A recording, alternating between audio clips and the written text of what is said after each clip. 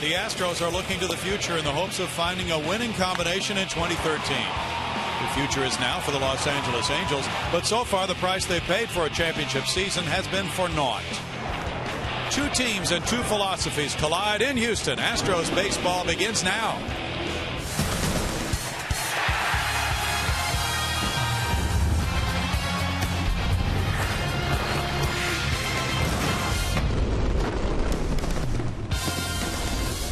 Live from Minute Maid Park in Houston, Texas, Comcast Sportsnet brings you Houston Astros baseball. Tonight, the Astros open a three-game series against the Los Angeles Angels of Anaheim.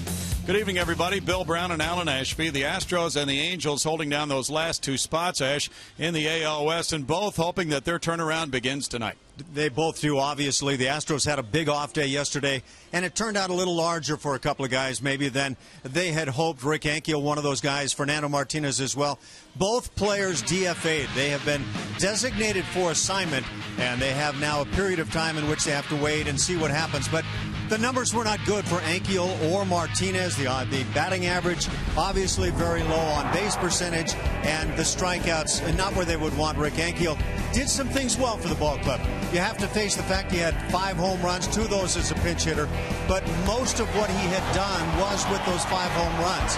There was some fine defensive work also for Ank, and even well beyond a play like this. Great throwing arm, and I thought he was a very good soldier for the ball club.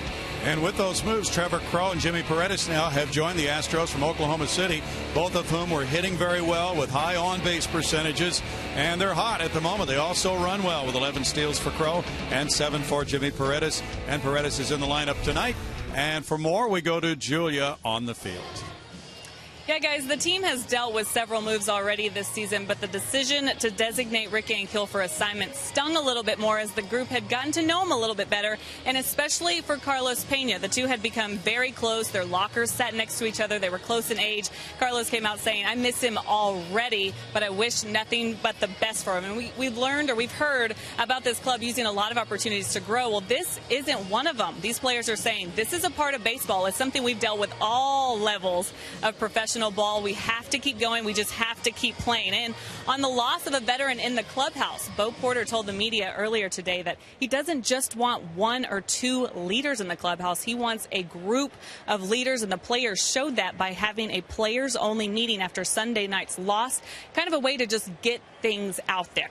All right, coming up, Jordan Lyles is up. He'll get the ball for the Astros against the Angels in the opening game of this series. Don't go anywhere. First pitch coming up.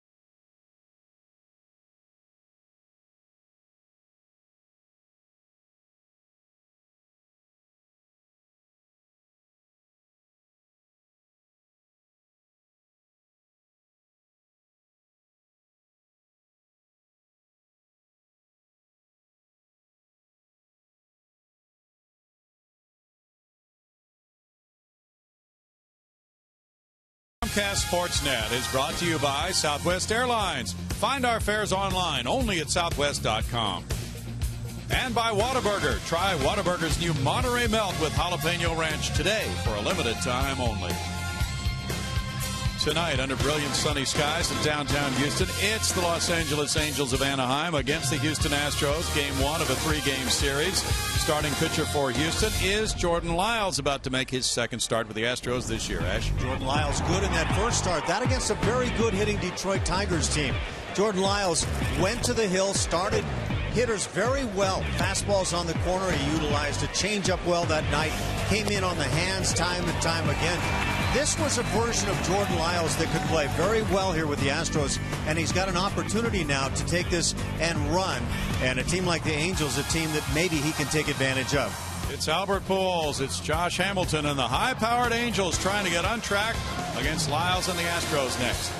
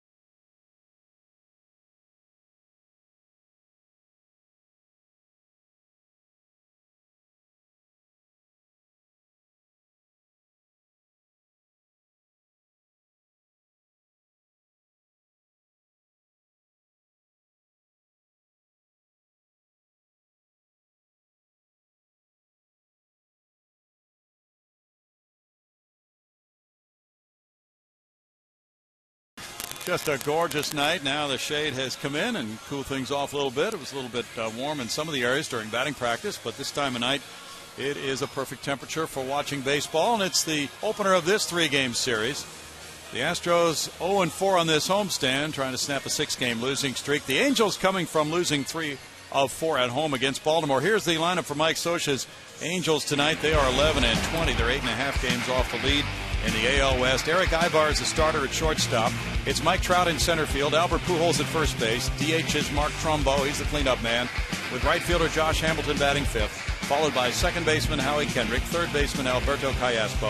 Catcher Hank Conger. And left fielder J.B. Shuck. 22-year-old right-hander Jordan Lyles goes to the mound. Second start now for the Astros. Very good in that first one. Took a no decision against the Tigers, working 5 innings. Love to see him get a little deeper than the 5 innings. 6 hits allowed, a couple of earnings against him, and just 1 walk. And that to go with 6 strikeouts, rather impressive. The defense behind Lyles tonight. From behind the plate, Carlos Corporon gets another start. Chris Carter will be at first base as you go around the infield. Jose Altuve, Ronnie Cedeno, and Matt Dominguez in the outfield. Starting in center, Brandon Barnes, flanked by Jimmy Paredes, new with the ball club in right field, and Robbie Grossman moves to left.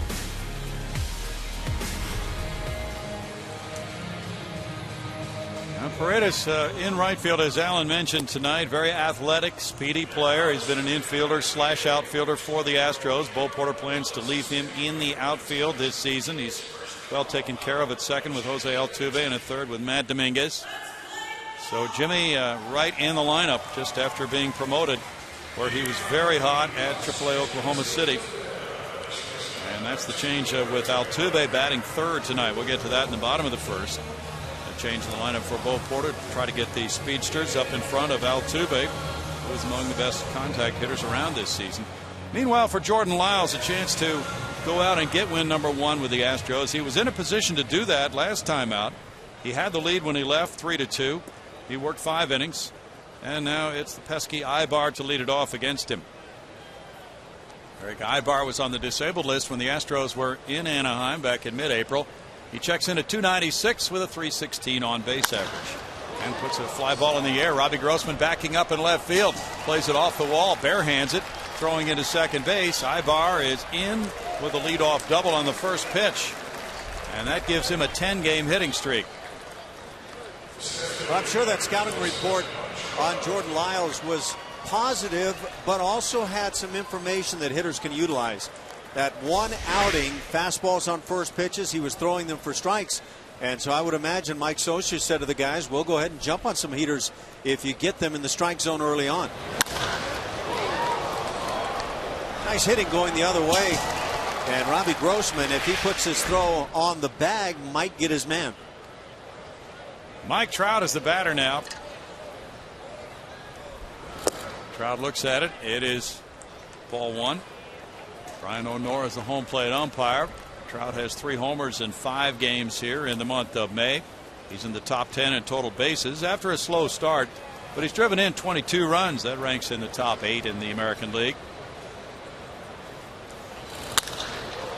He hits this one high, and the right fielder Paredes is back at the warning track with the catch there. It's deep enough to get Ibar to third base on out number 1. Trout advancing the runner. The Angels are 9th in runs scored in the American League. Watching the Angels here through 2 hitters, you get the impression this is a team that might be red hot with the bat. That impression would be wrong. It's true. They had some problems against the Orioles. Scioscia 11-20 to start this season. Matches the worst 31-game start in team history for the Angels. They were 9-17 in April. Now Albert Pujols, with the infield laying back, begins the night at .237 with 5 homers. He's driven in 19. Pujols looks at ball 1. Pujols had the game-winning double, a 2-run shot in the 9th inning in game 2 when the Astros were in Anaheim. That was his 15th career walk-off hit.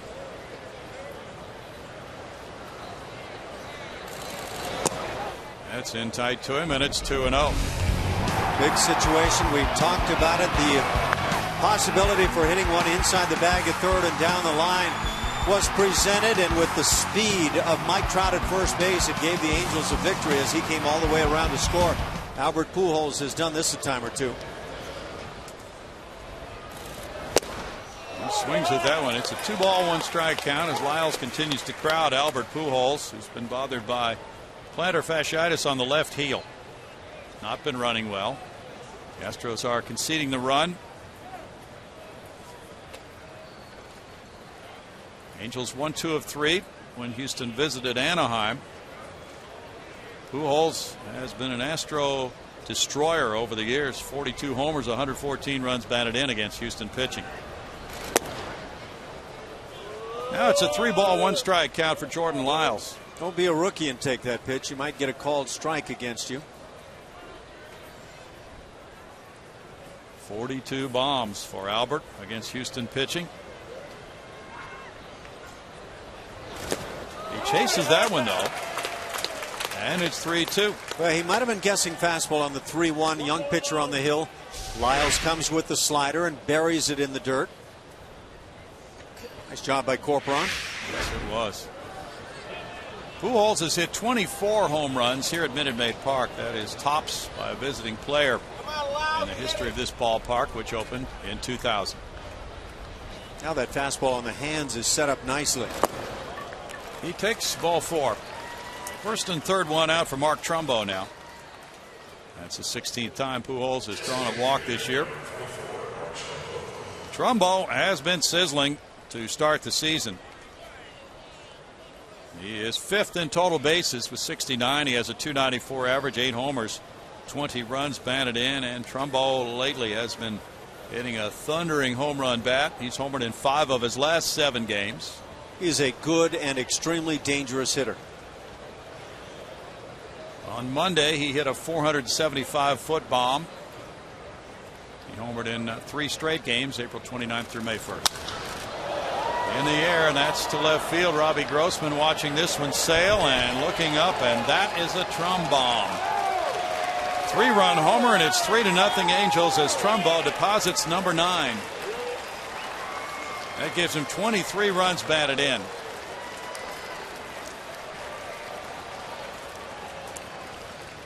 This is the reason that I don't necessarily buy into, in fact, I don't buy into, challenge everybody, throw a strike with a fastball on the first pitch. First strike is the most important thing, and on that people can talk about. I think you have to mix it up. Mark Trumbo jumps on the first fastball he sees and just destroys it to left field. I think ultimately you have to pitch. Now foul ball by Josh Hamilton. There's strike 1 to Hamilton. It's a fastball inner third, maybe even close to that inside corner, but if you're guessing fastball and you're trying to unload, as Trumbo does a lot of the time, it's just explosion time. Hamilton swings at that one, falls behind, no balls, 2 strikes. Hamilton very slow moving out of the gate, checks in at 208, 2 homers, he's driven in 9. In the dirt. Josh hit both of his home runs when the Astros were in Anaheim. One was April 13th, and the next one came the next night. 1 year ago, 381. Right now, 208 for Josh. He was out for early hitting, as was Albert Pujols today. 2 balls, 2 strikes to Hamilton. He was second in the American League in runs batted in last year for Texas. Changeup works, and Hamilton's down on strikes. Going to be a lot of hard swallowing in Anaheim these days. That big signing of Pujols. And yeah, he wound up having a good year last year. In his first of 10 years on the deal, numbers have been declining. And now what they see after the big signing of Hamilton, just have a feeling there are some people that have to be awfully concerned.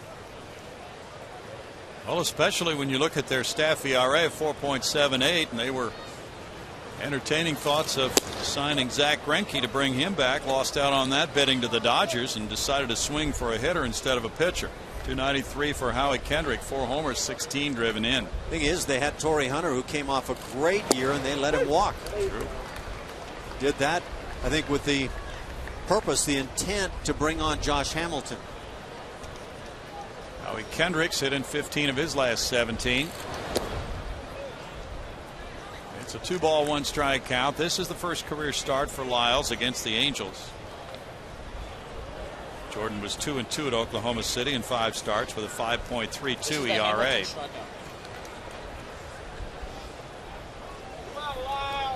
Kendrick wields a very good stick at second base. Does not catch up with the heater. It's a 2-ball, 2-strike count. Howie had 2 hits in the 3 games against the Astros out west earlier this season. Native of Jacksonville, Florida, 28 years old. Fastball's foul back. Both these clubs are coming off a day off. The Angels have dropped 9 of their last 12. They're beginning a 6-game road trip, which will take them on to U.S. Cellular Field and a series with the White Sox for Mike Scioscia next. When we were in Anaheim, Mike was recalling his days coming in as a Dodger to the Astrodome. Those were not fun for any hitter. Guys complained they wanted to get out of town so fast. He did bring that up.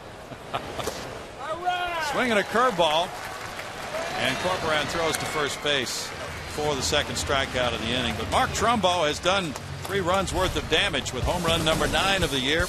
Angels 3, Astros coming up.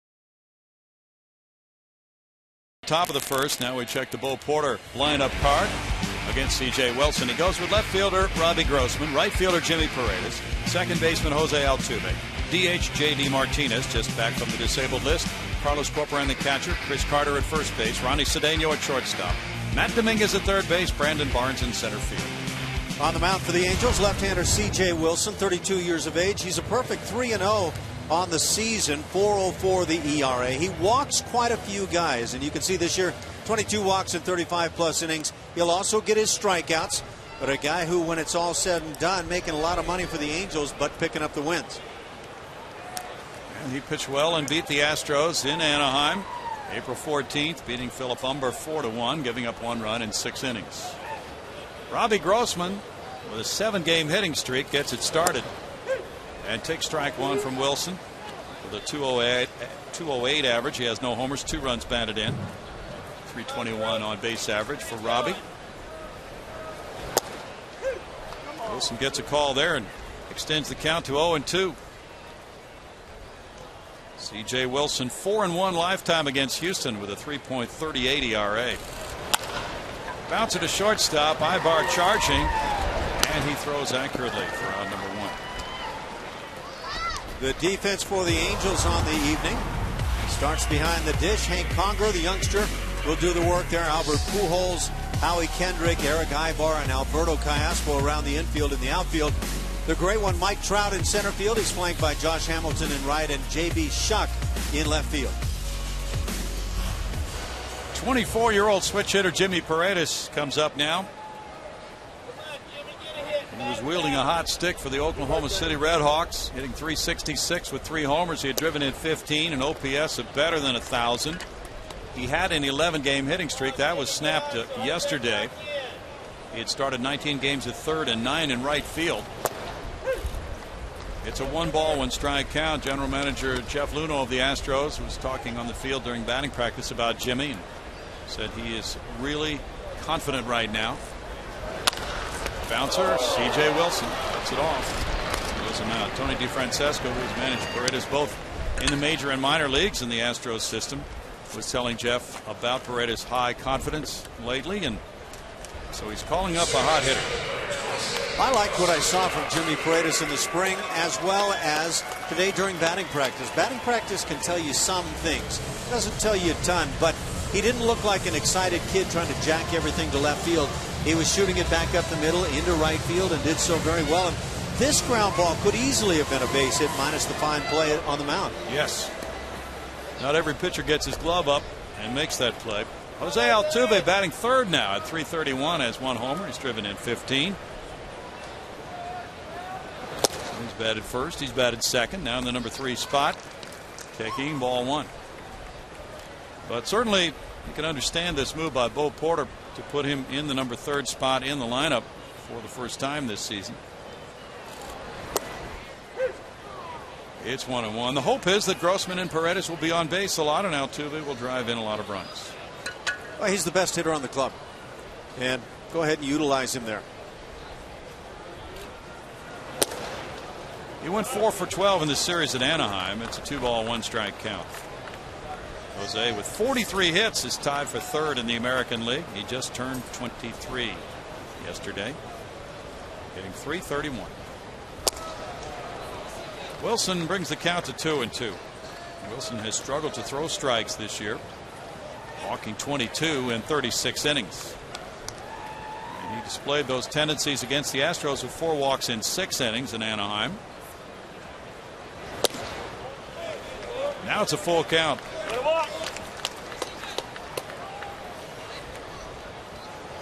Wilson, a former reliever, has made the transition to starting, where last year he was 13-10 with the Angels and a 3.83 earned run average for C.J. Wilson. Fouled away from Newport Beach, California, went to Loyola Marymount. The Rangers drafted him in the 5th round in 01, and then, as Ash mentioned, he was able to secure a very nice long-term contract as a free agent with the Angels prior to last year. Had Tommy John surgery way back in 04. It's almost best to get it out of the way with these days. Foul back, isn't that the truth? It just does. It seems that no matter how teams try to protect pitchers, take care of the arms. We're not going to overextend them. Tommy John's surgery just almost seems to be inevitable. Wilson faced Jordan Lyles twice in the 2011 season when he was a Ranger. He won one of those, got a no decision in the other. That's hit well to left field. Jose Altuve charges one. And the Astros get a run back from their new number 3 hitter. Home run number 2 for Altuve. Makes it 3-1 Angels. You know, it's almost that same scenario we talked about on the Trumbo home run where he's looking fastball and feels almost assured that he's going to get it. 3-2 pitch. C.J. Wilson has a lot of problems, as you say, walking people. And so you look fastball, get it. And the little man hits a big bomb.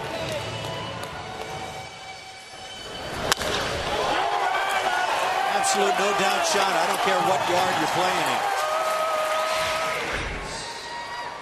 That's a quick run back as Altuve turns on one, and here's J.D. Martinez, just back from an injury rehab assignment, taking ball 1. J.D. at 244 with 2 homers has driven in 7. He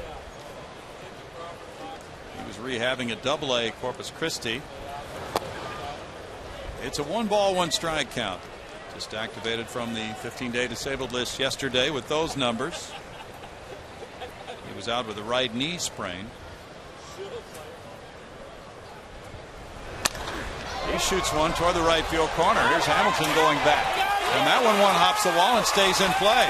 Here's Martinez into second base. Back-to-back extra base hits with 2 outs. Double number 4 for J.D. That's a nice way to return to the ball club after an injury. He's done a nice job this year to drive the ball the other way. Kind of a no-stride approach.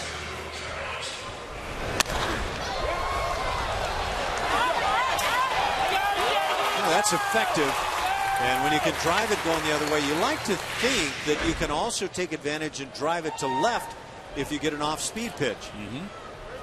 It brings up Carlos Corporan after the 4th double from J.D. Martinez. He's been playing against several lefties this year.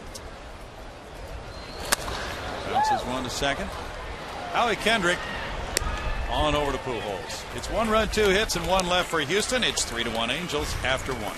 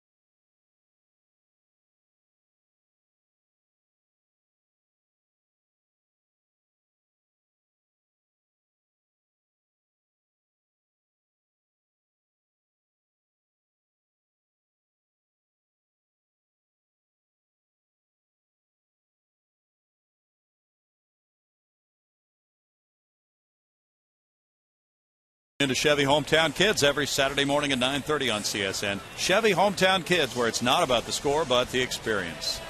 Well, a 3-run homer from Mark Trumbo off Jordan Lyles made it 3-0 Angels. Then the Astros got a 2-out solo shot from Jose Altuve in the first. Now Jordan Lyles comes out for inning number 2 with Callaspo, Conger, and Shuck. The 7-8-9 hitters due to bat against Jordan. Chance for him to regroup and get something going against the bottom of the Angel lineup. Callaspo at 273 with a homer has driven in 4 as a 347 on base average this year.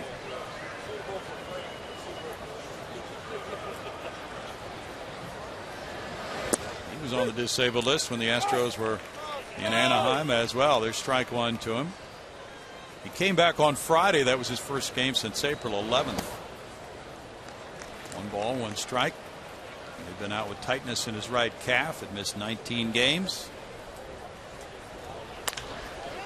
He grounds that one behind first. There's Chris Carter with the play. 1 out. Got 2 pitchers pacing this thing pretty well here early on, and Chris Carter looks like he is going to see more and more work at first base. And that's what Bo Porter said to the media before the game tonight. So it could shake out, although Bo did not say this, as a platoon at first with Carter and Carlos Pena, who's on the bench tonight. We'll have to wait and see how that plays out. But Bo feels that he's pretty well fixed now in the outfield with Grossman, and Barnes, and Paredes, and Crow. Now the number 8 hitter. Conger looks at ball 1. The catcher at 231 with a homer has 4 runs batted in. And Jeff Luhnow said the plan for Brandon Laird, who was sent to Oklahoma City, is just to get him steady at bats there. It's a 1 ball, 1 strike count. Yeah, Laird leaves me intrigued because I just wonder if he were able to play every day at the big league level, might he be a quality hitter? Yeah. We don't know yet, but he's done well when we've seen him in the spring. That doesn't tell you a whole lot. Done well at AAA, obviously. Conger and Chris Iannetta are sharing the catching position. Astros are shifting him to pull. 2 balls, 2 strikes. Big pull shift on with Altuve out in right field. Now Domingo, as they call him, Matt Dominguez, is moving even further to his left. Now he's walking back to his right. He's kind of the wandering infielder right now. He can keep a broadcaster going nonstop. Struck him out with a curve, and Lyles gets strikeout number 3.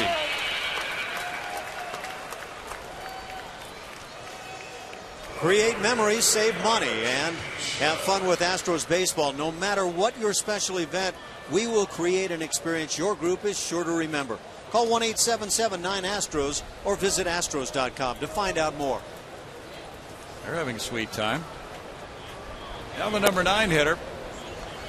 Schuck takes, and Schuck looks at that first pitch for ball 1. Former Astro at 333 with no homers. Has 3 runs batted in.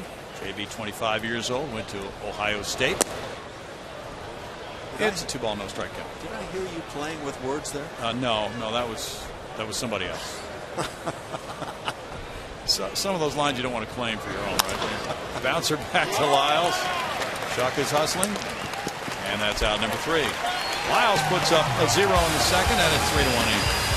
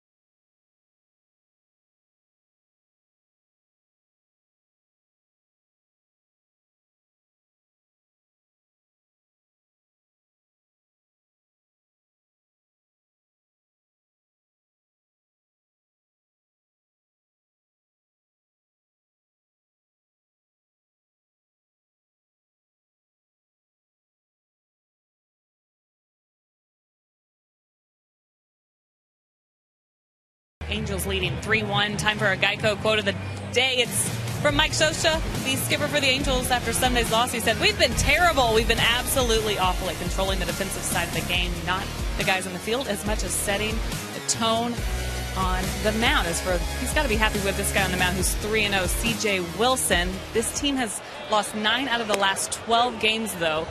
Really tough on the road. They've only won 4 games, and players in the clubhouse referred to this road trip as being a big one, facing the Astros as they go on to face a struggling White Sox team. Guys, they're trying to get fat in the win column. Chris Carter takes that one. It's a 1-ball, 1-strike count. Thanks, Julia. So Mike Scioscia hoping for that turnaround. So is Bo Porter tonight. It's a turnaround kind of a series. Somebody's got to win this thing. 1-2. Carter at 207 with 6 homers, has 14 runs batted in.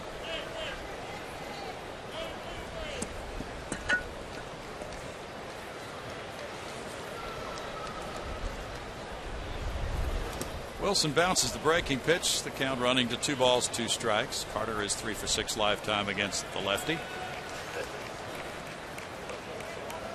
Angels won 89 last year, losing 73. Carter, as he looks at that one, goes to 3-2 in the count. And you see pre-April 13th, 11 games, 231, and since 158 in 20 games.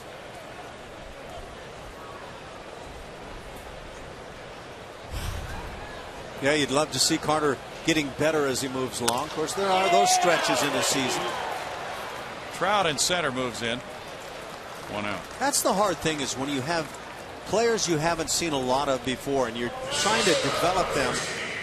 You can't tell in the first month plus of the season if what you're seeing is the real deal or if it's just one of those glitches that takes place over the course of a year. Very good point, Ash.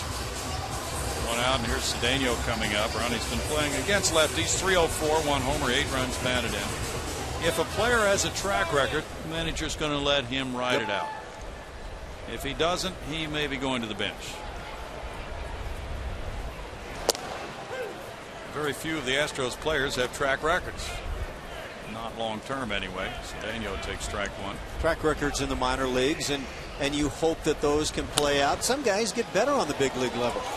Conger comes over and it's out of play. Whoops. Somebody made an error down there, Ash. Guy in the light shirt. He really should have had that. E10 up on the board. That just was a lack of effort, really. Absolutely terrible. Lay off the guy, will you? Guy gave you genuine effort, and you do that to him. He tried. I'm sorry. Cedeno's down on strikes. Well, upon further review, let's look at it. Okay, here. So now you're going to ride the guy. Let's see. Yeah. You see, he maybe could utilize his feet a little bit more, but alligator arms. Okay, I'll concede to you. More reach than that. You know, he's very unconcerned though about that bobble. He did preserve his hands. Take it in stride. That's what you have to do. Matt Dominguez swings over a slider. There's strike 1. At 250, he has no homers, 9 runs batted in for Matt. Matt was 3 for 12 in the Detroit series. And he got a day off as Brandon Laird played Sunday. And Matt has only had a couple of those. Fouls it back. Matt Dominguez has swung the bat pretty well over the weekend, and he's been steadily coming along. I find myself wondering where the home run stroke is, but he has hit some balls sharply. And with the line shots he's hit to left field, this one into left center field, it feels to me like some home runs have to be coming along. Strikeout number 2 for C.J. Wilson. Both pitchers have a 1-2-3 second, and it's 3-1 Angels after 2.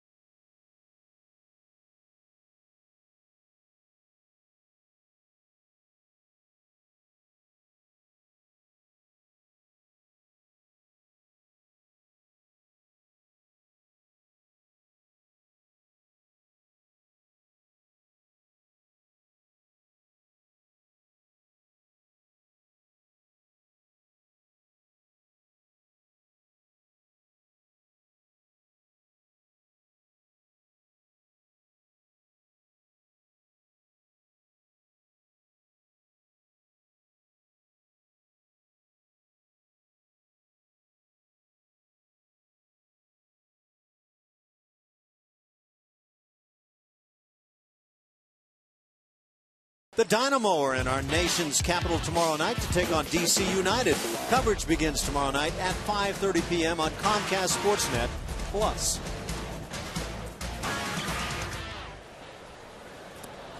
What a nice night for baseball. Jordan Lyles didn't find it so nice when he gave up 3 in the first inning, but he's retired 5 in a row since the Trumbo 3-run homer. Now it's Eric Ibar coming around for the second time. He started this game with some thunder, a double off the left field wall. There's strike 1 for Lyles.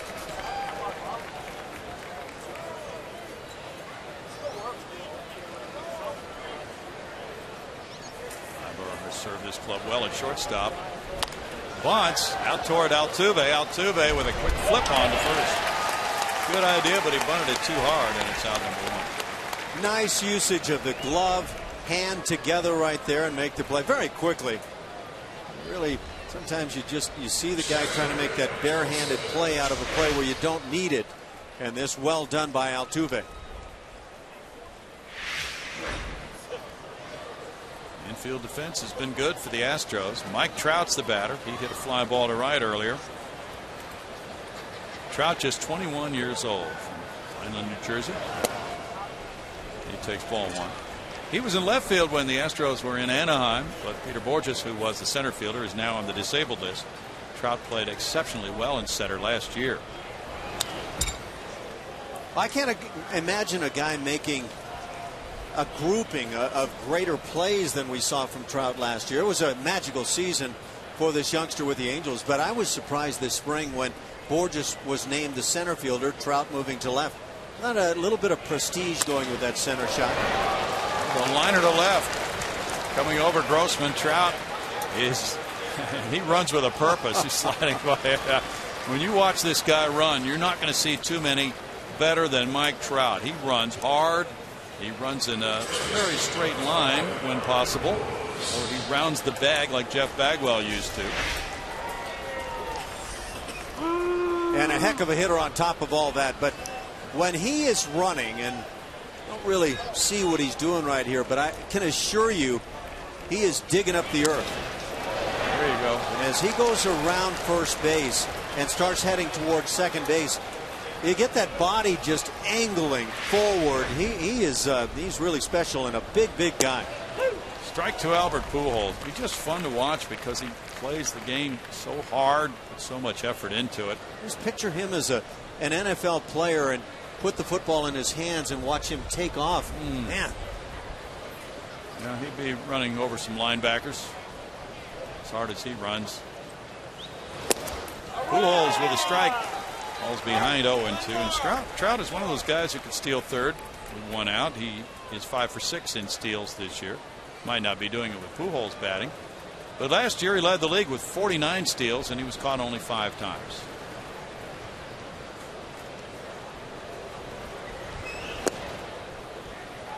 It's a 1-ball, 2-strike count to Albert Pujols, who's 33. Jeff Luhnow was looking for him to say hello before the game. They were together in the Cardinal organization. St. Louis drafted him in the 13th round at 99. Still amazing they went that low. I was asking Jeff, and his opinion is always interesting. All right, Albert Pujols versus Miguel Cabrera. He said, well, I was in Albert's camp until before last season, but I've got to say Cabrera's the better hitter right now. What he did last year and this year so far. Pujols is down on strike. Pujols is not healthy. That's strikeout number 4, and these fans are loving it. They've seen him do so much damage here. Thing is, for Albert Pujols, numbers have been in decline now. It may coincide with the fact that he's having a tougher and tougher time staying healthy, but Miguel Cabrera, for me, is the guy. You just can't say somebody else is better than him without getting a very strong argument against whatever you're trying to declare. Trumbo ripped a 3-run homer in the first inning. Mark hit 32 of those last year for the Angels. That's strike 1. Trumbo was born in Anaheim, California. Lives 10 minutes from the stadium. Grew up a fan of the Angels. They drafted him in the 18th round in 04. He was an all-star last year. Last year he played left field, right field, DH, first base, and third base.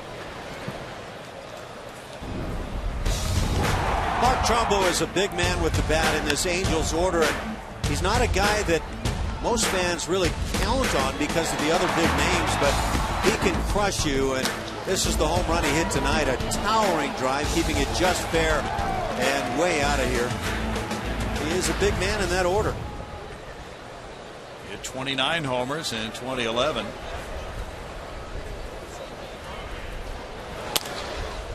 Foul back. Jordan Lyles has done some of his best work here in this ballpark. He has 5 of his 7 career wins at Minute Maid Park. 21 career starts here with an ERA of 4.00. Yeah, 61 dingers for Trumbo over a 2-year span, 2011 through 12.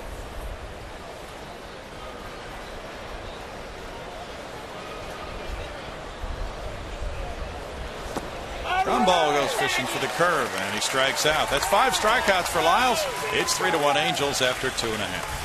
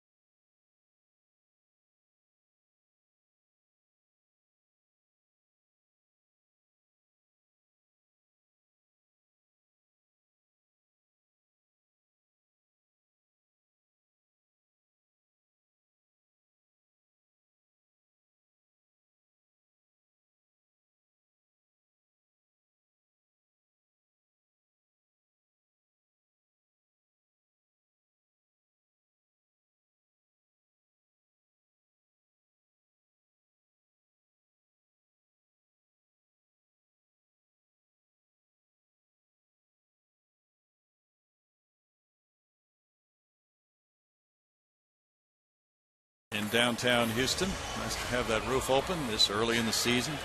Temperature has been really good the last few days. We had a bit of a chilly snap when the homestand started, and a great night to look down from the roof of Union Station right onto that field. And they're seeing Brandon Barnes get ready to step into the batter's box. Don't know how I feel about people looking down on us. It's a great venue. Have you ever been up there? I never have. I'd like to set you up. Brandon Barnes at 327 with a homer and 6 runs batted in. Ground ball into left field. He jumped on the first pitch. And that single is hit number 3 for the Astros. Barnes, who began the night at 327, is aboard, and he can steal. He's 3 for 4. Something about this guy, Brandon Barnes, that's kind of infectious and kind of fun to root for. Gets it going early with that semi-leg kick. Hits it sharply through the hole.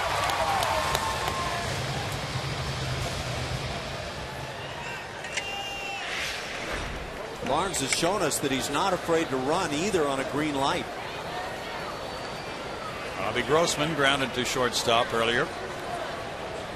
Pujols is not really at the bag. He's a step in front of it. Not too sure why he's playing right there. Would you have a guess, Ash? Could be a Mike Scioscia thing. It could be an Albert Pujols thing. I'm not really sure. Of course, Tony La Russa, an innovative manager, might have declared that this is a way he'd like to see Albert play it, but I don't recall Albert in years past. There's a bunt by Grossman, and Conger juggles it. Everybody's safe. I was just going to say I thought maybe it was for a bunt possibility that he was trying to get a step closer to home plate, and then Grossman laid one down. Very well may have been. That ability to hold the bag while being in a position to charge in early, but Albert wasn't charging on this play. Nope. Play that Conger knows he should make. even with the speed of Grossman going down the line. You get so anxious to unload the throw and lose the handle. That's what happens, though, as you bare handle on a baseball. So you just don't get the immediate right grip, and it creates problems. It's ruled a sacrifice and an error on the catcher. And now Jimmy Paredes is up there. He grounded back to the pitcher. He showing butt. Now the throw goes to second. And that is juggled by Ibar. And Barnes just took off. And he would have been in big trouble had Ibar been able to pick up that one-hop throw from Conger. Barnes aggressively moving to third.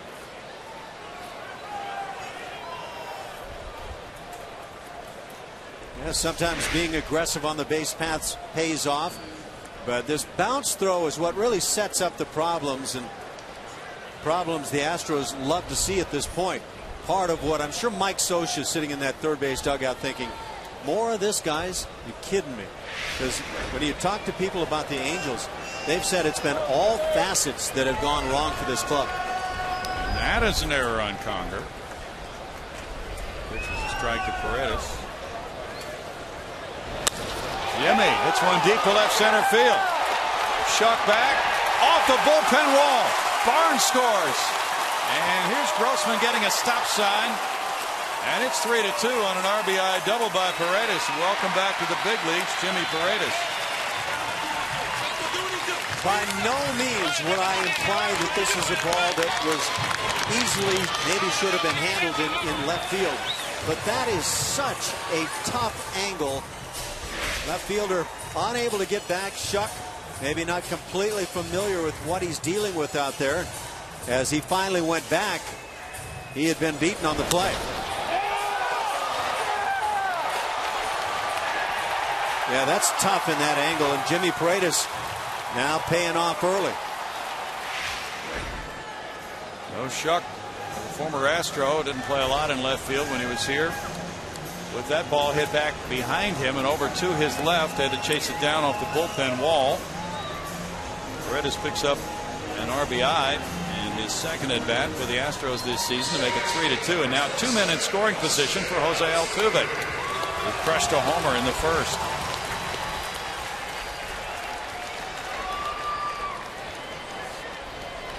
Pujols is off the line even with a bag at first with nobody out.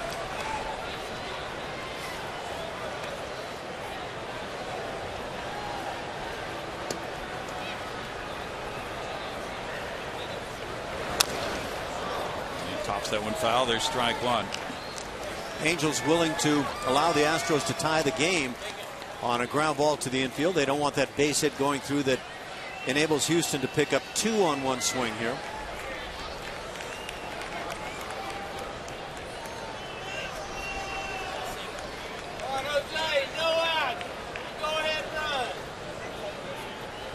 JD Martinez is on deck.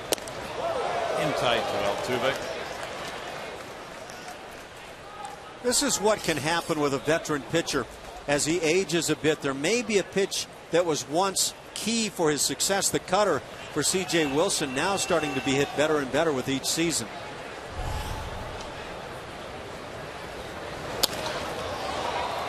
Ball makes it 1-2.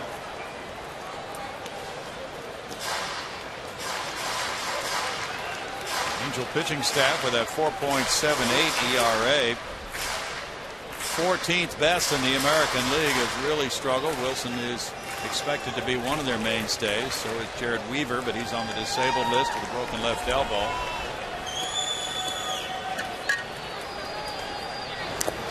Altuve flicks it foul.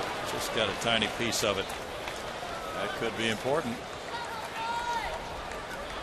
Tomorrow night at 7:10, it's Bud Norris and Joe Blanton. Thursday night at 7:10, it's Lucas Harrell and Jason Vargas.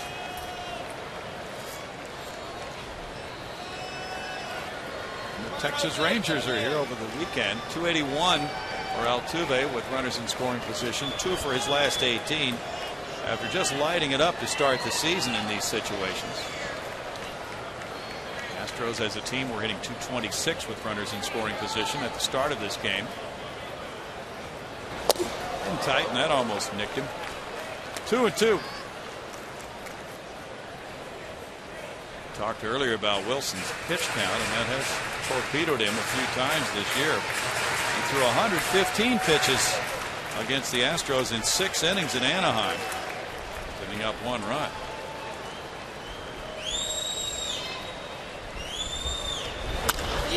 Top to the shortstop, and here is the throw from Ibar. Not in time. Run scores to tie it. Back to third. No out there.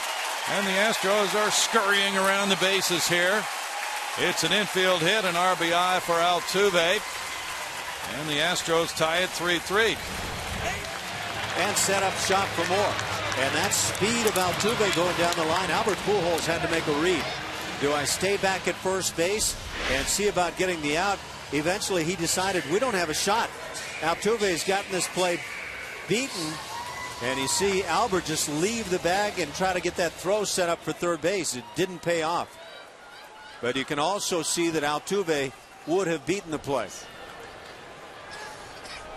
Well, the new number 3 hitter picks up his 2nd RBI of the game, 17th of the year. Draws a throw to J.D. Martinez, the batter. Nobody out, 1st and 3rd.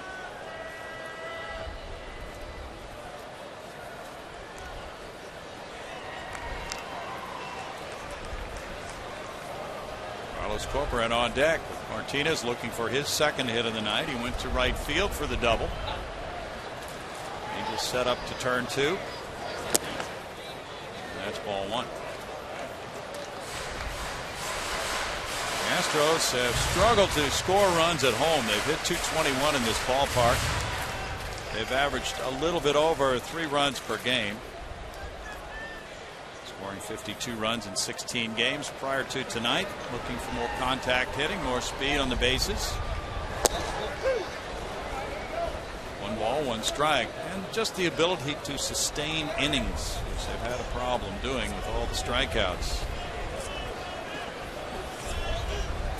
Cole Porter's club coming into this game had struck out 323 times in 32 games.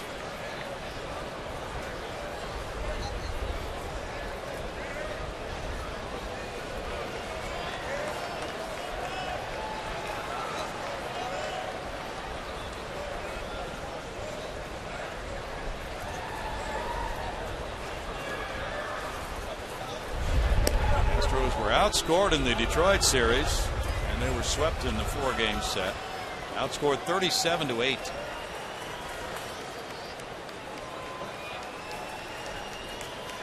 Justin Verlander pitching a very strong game in a 9-0 win Sunday. He had a no-hitter for 6 1/3 against them. They wound up with 4 hits. Foul to win. It's 1-2. It's 3-3 now. The Angels came out firing with a 3-run 1st-inning homer by Mark Trumbo off Jordan Lyles. The Astros got an Altuve solo shot in the 1st, and they have scored twice to tie it here. With Bill Brown, Alan Ashby, and Julia Morales with me on a fine Tuesday night in downtown Houston.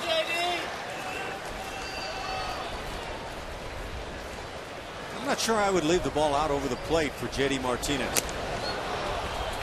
Conger able to hold that one for a strikeout on a foul tip. That was up and out number 1. His power seems to be maybe the other way, and really likes to extend his arms. Wilson gets the 1st out. Now it's Corcoran. He grounded to 2nd in the 1st inning, but this time he will really hope for a much better result with runners at 1st and 3rd and 1 out. A hitter takes it upon himself to drive in this run from 3rd and 1 out in the inning.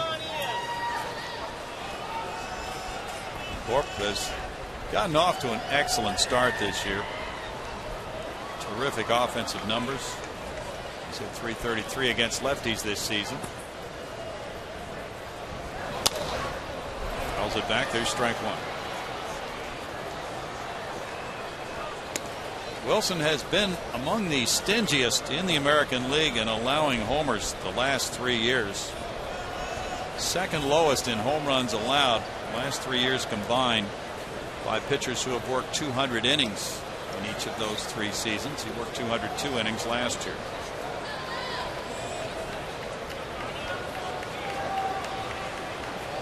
And he throws to 1st. The Angels have allowed 23 steals in 27 tries.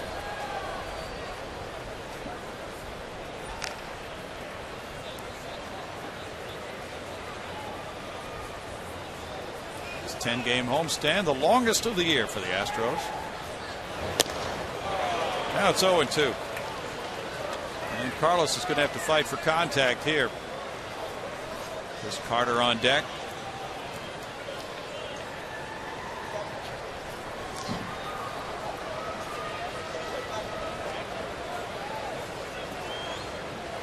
Both the starting rotations really trying to come out of the doldrums. The Angels 7-14 with a 4.95 ERA.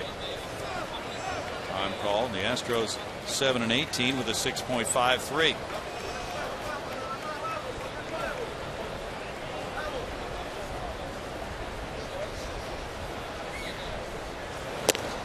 Corp looks at one upstairs, and it's a 1-2 count. Yeah, these are two teams not challenged by one aspect of the game, but challenged by all of them.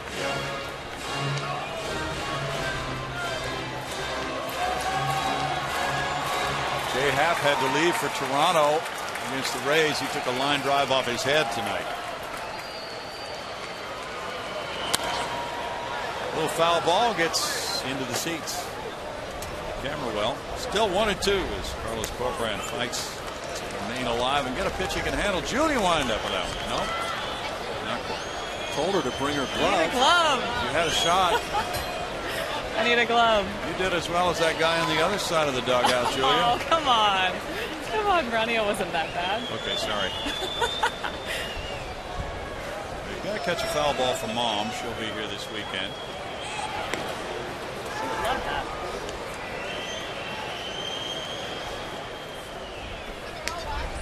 How would you feel about Mom going after a shot coming her way?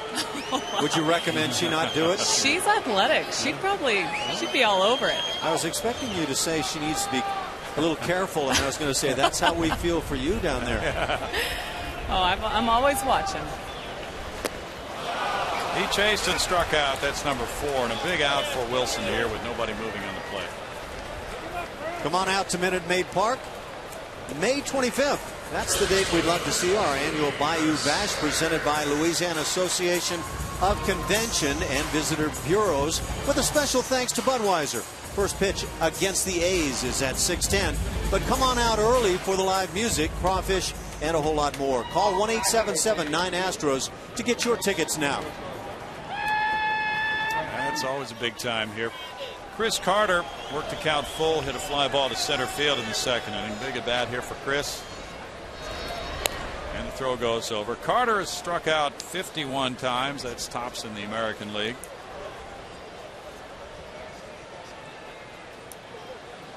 He's a .300 career hitter against the Angels with 3 homers. He's driven in 5 against them.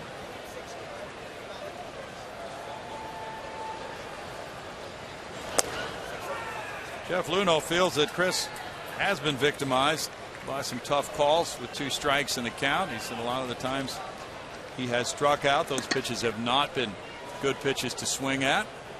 Astros remain confident that Chris will do his share of damage, and they'll stick with him. He probably won't be playing as much outfield from this point forward, Bo Porter said. It's 1-1. So he can play first and DH and get at bats that way. I think those are the best options for Chris Carter. Not that he did a poor job in left field, he didn't. But I don't know that he was challenged a whole lot in left field either.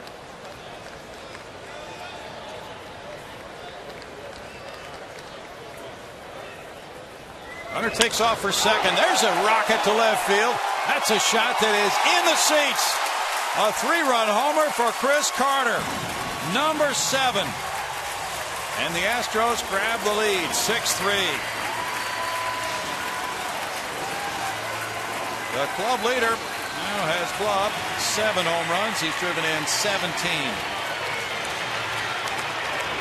It is so nice when you're able to get those big 2-out run producers, and this is a huge one. Especially after those 2 strikeouts, Ash. There's Chris Carter getting that high cheese and turning it around very quickly. Nice stuff. Now a 6-3 ball game, and here's Cedeno batting. Cedeno looks at ball one. 7th home run of the season for Chris. 17 runs batted in. He ties Altuve for the club lead. 2nd home run in this ballpark for him. 335-footer. It wasn't obvious off the bat that that ball would reach the seats. Didn't look like a ball that he absolutely drilled, but he certainly got plenty of it. 2 balls, no strikes.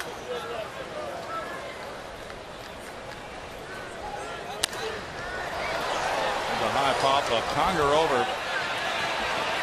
You know, line drives in this park, though, to that part of the field are quite often home runs. Sometimes they're off the top of the wall too, but it wasn't one of those high majestic shots that we've seen him hit either. Of course, a line drive from Chris Carter, whether he hits it with everything he has or not, tends to carry a bit more than line drives off the bats of other hitters. Sure does. There's a man with some immense power. Foul by Cedeno. It's a 2-ball, 2-strike count. And the Astros have clubbed a couple of long balls in this game. Altuve and Carter now for 4 of their 6 runs. They were playing some small ball when the inning started with a Grossman bunt. And then with Barnes taking off for 3rd, making it on the error. And quite often, we remember 3-run homers, but other little things can get lost in the shuffle too in a big 5-run inning such as this one.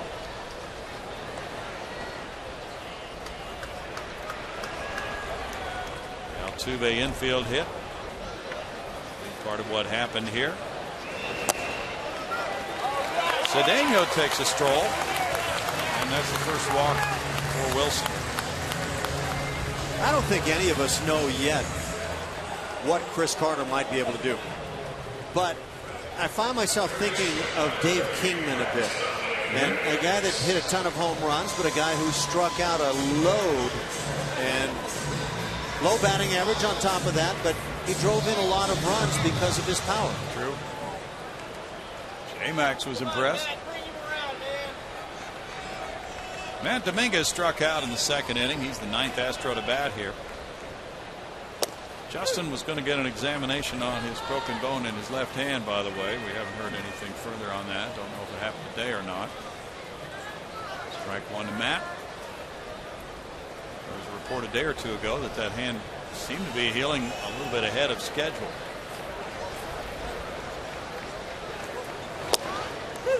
Strike makes it 0-2 for Wilson. And he's run into a problem with pitches thrown in this inning. He's at 60 for the game now. 43 have been strikes. 27 in this inning for Wilson. Threw 123 in his last game in 6 1/3 against Oakland. He won that game 5-4, giving up 2 runs in 6 1/3 innings.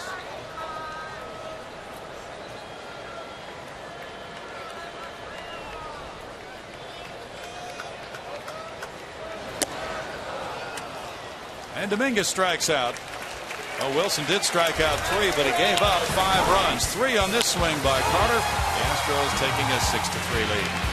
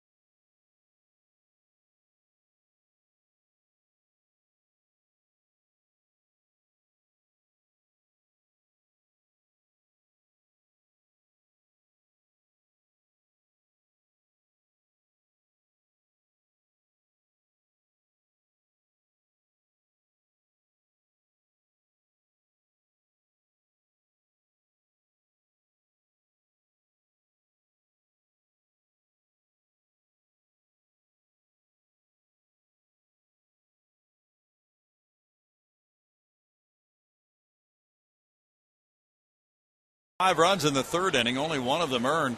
Nonetheless, they take a 6-3 lead, moving to the 4th inning. Jordan Lyles on the mound against Josh Hamilton. Hamilton struck out earlier. That's strike 1 to him. Kendrick and Callaspo to follow.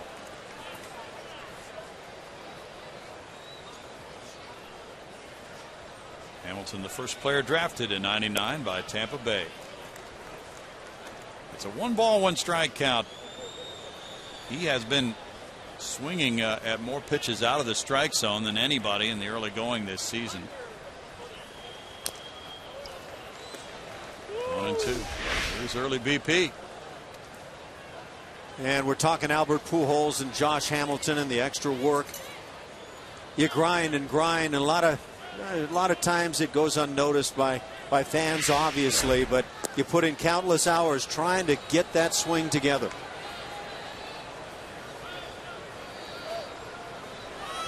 To this point, it has not paid off for Josh Hamilton, that's for certain. Ground ball to second. Altuve down on a knee. 1 out. Well, Jordan Lyles now has been handed this nice 3-run lead. He's done his part to give the Astros a chance to get back in it after giving up 3 in the first with only 1 out in that inning. And he retired 6 in a row before the Trout double in the 3rd. And now since then 3 in a row, going through their 3, 4, 5 hitters and moving along to Howie Kendrick, who struck out earlier. Kendrick looks at ball 1.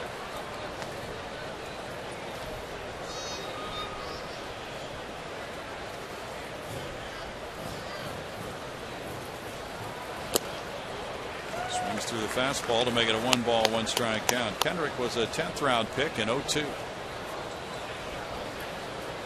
292 career major league hitter.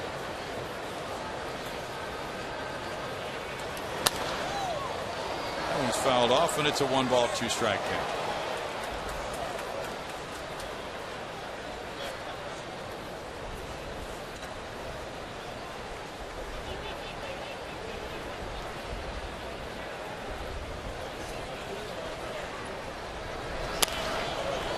Foul ball keeps the count at 1-2 for Jordan Lyles. Many thought he would be the Astros' number 3 starter, but that did not work out. Spring training did not go well for him. He started the year at AAA Oklahoma City. Now returned in a very good start last time for Bo Porter. Top to third, Matt Dominguez takes care of out number 1, and out number 2 rather. Bo wanted to get him out of that game with the 3-2 lead and give him a positive feeling after Jordan went 5. Jordan thought he was good to go a couple more, maybe. Got our pitch by pitch presented by Steel Dealers. As Jordan Lyles works his way with Howie Kendrick, starts him with the hook, trying to get that started that way. Came back with a heater, and it was at 94. Fastball up in the zone after a little slider. Callaspo takes, and there's ball 1 to him. Eventually got Howie Kendrick on a fastball in on the hands, tied him up. Changeup floated outside. Callaspo looking at ball 2.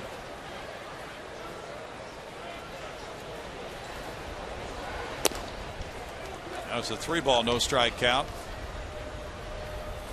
Quite often a third baseman's a big slugger. Callaspo goes against that mold. He's 30 years old, from Venezuela. And he takes a 4-pitch walk. Second walk for Lyles. He won't like that one when he reviews the tape afterwards. Hank Conger is next. Conger struck out in the 2nd. I like to see that fastball get up to 94. He's done it a time or 2 tonight. It's not like he lives at that velocity, but he does have that ability. He retired 4 in a row and then just lost it with a 4-pitch walk. Now Conger gets a chance to bat with the shift on. Ball 1 to Conger, who struck out in the 2nd inning. And this is a good time for a visit from Corp after 5 straight balls. He seemed to be in a pretty good groove, and how it can come and go, Ash. Can come and go within innings sometimes in a ball game.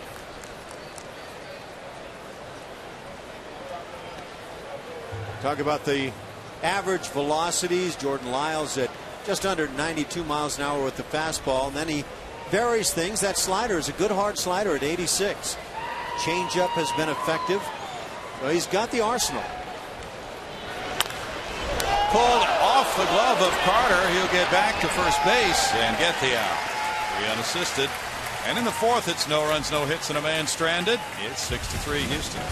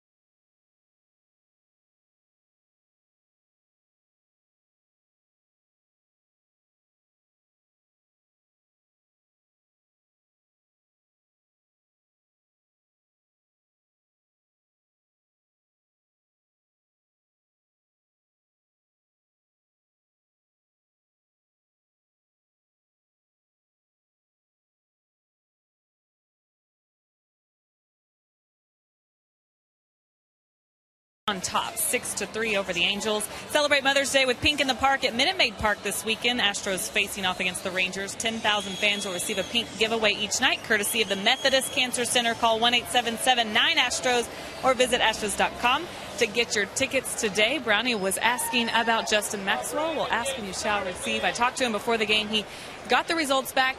He is progressing very well. He actually had the cast removed. He is now in a splint, and he can start doing some hand strengthening exercises and hoping to hold a bat here, if not this week, the next. So things going well for him. He even taught me some of those hand strengthening exercises. I was doing them earlier. You can try some with a rubber ball? Yes, there's putty. He was teaching me. Learn a little something about the hand. Good. Well, Ash likes to do that when he's doing a ball game. I'm going to start running when Julia comes around. I'm not going to get myself body slammed. Brandon Barnes led off the last inning with a single and came around to score. He's got a 2-0 here. It's a strike, 2-1. Let's see if this paid off for Julia. Just exercise and wisdom, I think, paid off right there. That's good form. Yeah, to get out of the way. Yeah, it's very good form, Julia. You know what? Always protect the computers. Whoops. 2 balls, 2 strikes. Yeah, watch it. Don't be looking away. As you said, you watch the field all the time when you're down there. I do. And see a few folks who haven't watched it and they wish they had. So what sports did you play, Julia? Volleyball, basketball, and I ran some track. Oh. Went to a small school, so, you know, we could do everything. 440? I ran the 300 hurdles. Oh. Why did I run that race? That is a really good question. I could have gone to the smallest school on earth and never would have been accused of being able to do everything. My dad was actually a track coach, so I had no choice. Oh. Robbie Grossman continued what Barnes started with his single as Robbie dropped down a bunt in the 3rd inning. He reached on an error by the catcher Conger, one of 2 Conger errors in the inning. Strike 1. So it seems the Astros offense is evolving now. It's more of a small ball type approach than it was. Check swing call there goes Grossman's way on the Bill Welke call. 1-1. That's Grossman's game, drawing walks, putting down bunts, slashing away, getting on base. It's Barnes's game. 1 ball, 2 strikes. Trevor Crowe can play that game.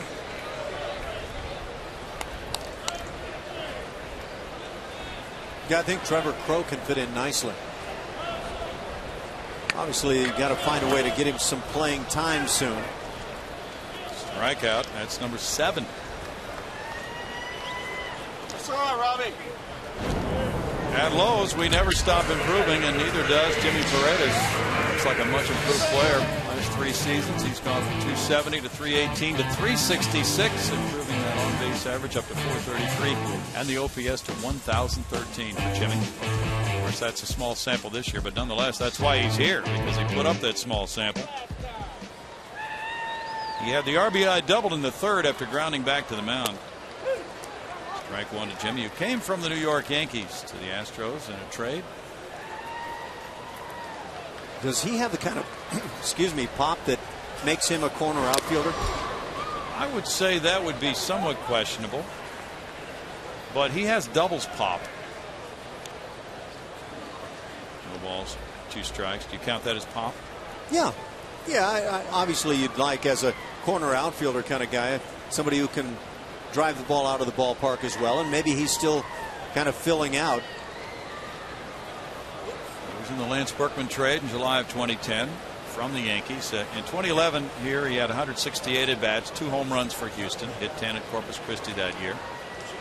Last year, 13 at Oklahoma City and 507 at-bats in the PCL. He's only 24. He could put on some weight. Fouls it right back here. Oh, the fans below us got a hand on it. Couldn't hold it. Bad night for foul ball catches. That didn't look like a hand that was trying to catch a ball. It looked like he was considering a little handball slap at it. Volleyball action, maybe? Yeah. Paredes might reach on this strikeout. Conger cannot get to it in time to get him at first base. That's a strikeout, and then we'll wait and see what the ruling is, whether it be a wild pitch. It looked like the ball bounced.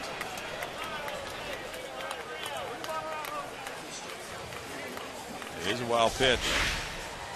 Yeah, you see that breaking ball in the dirt. Conger tried to get out there, glove coming up, body stiffening, and that tends to create problems. And nice alert jump there by Jimmy Paredes.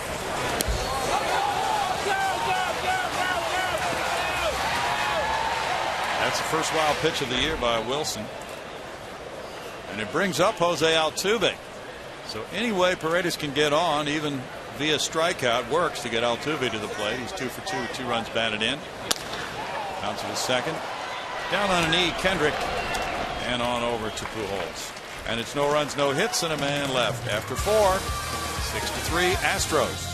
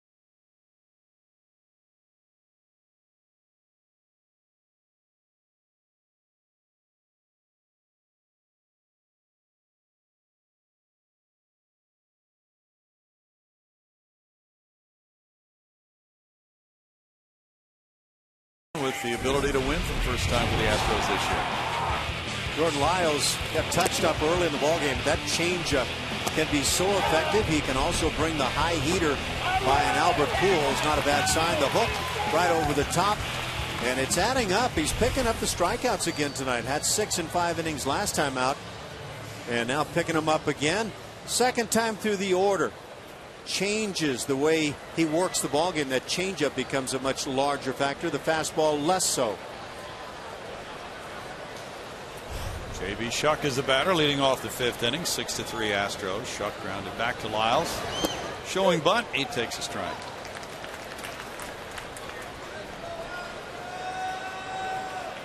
Shuck can play the small game, more of a line drive type hitter.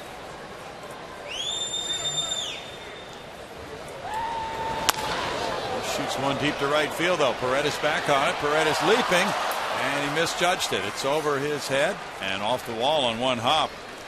Shuck in with a double, his 3rd of the year.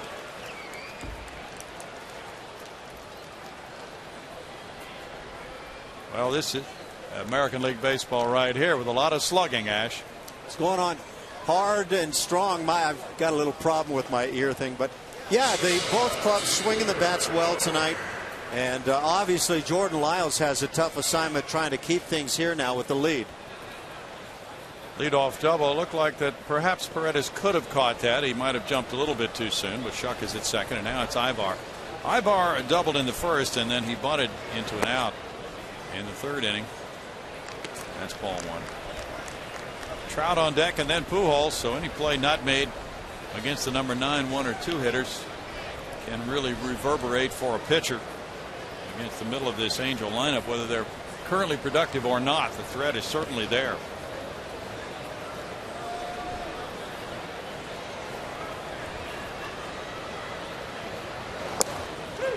That's a strike, and Ibar has a 1-ball, 1-strike count.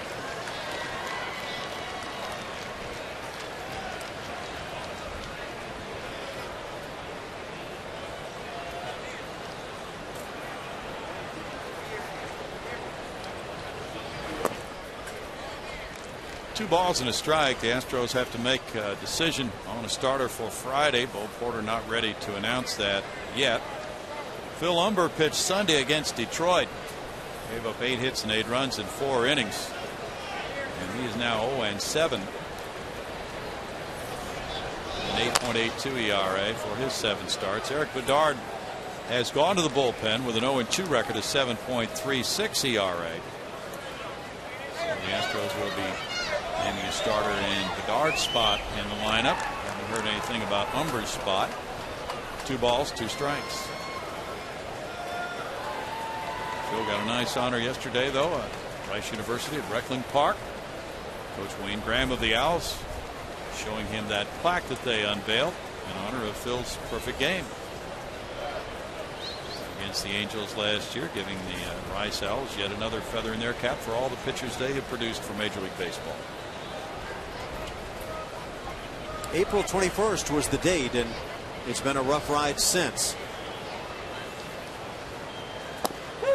That's strike 3, a big call for Lyles. Strikeout number 6 for Jordan. Comes right in on the hands, gets the call that's tough to get. Watch this fastball run its way back to the edge. Does it get there? Yes, it does, in the opinion of Brian O'Nora, and his is the only opinion that counts.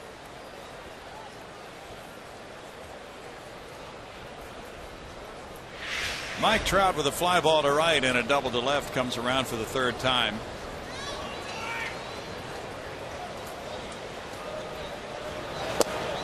That is strike 1 to Trout. That's nice if you're going to come with that first pitch fastball and throw a strike to a dangerous hitter. Put it right on the black. Trout's batting average has come up from 252 to 275, going 9 for 24.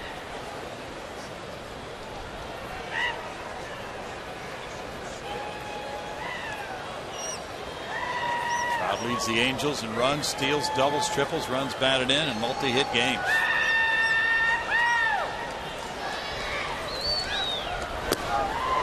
That one moves him back. It's hard to believe those numbers that Trout put up a year ago happened without starting with the ball club at the beginning of the season. Yeah, it really is.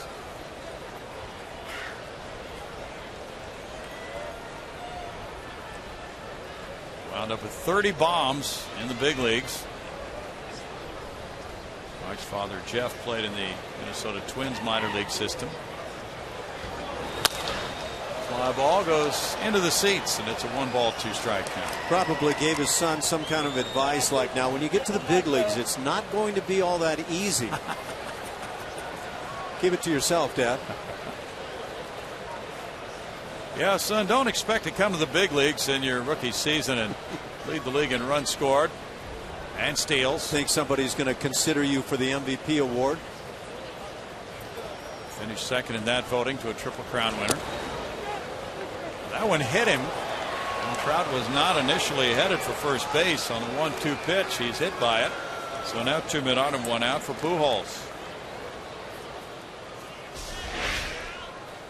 Yeah, let's watch this fastball run up and in. Did it hit hand? Did it hit knob of bat?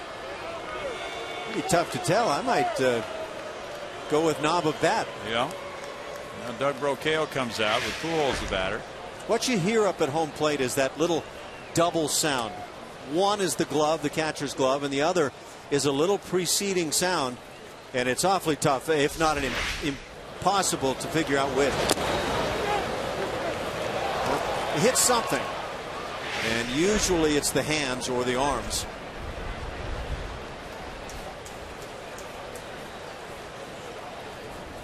Even though Albert Pujols got off to such a rugged start last year, he wound up with 30 homers, 105 runs batted in. He's the only player to hit 30 home runs or more in his first 12 seasons as a big leaguer. He's the only player to reach 400 homers in his first 10 seasons. He walked and rode home on the Trumbo 3-run homer in the first. He struck out in the third with a runner at second.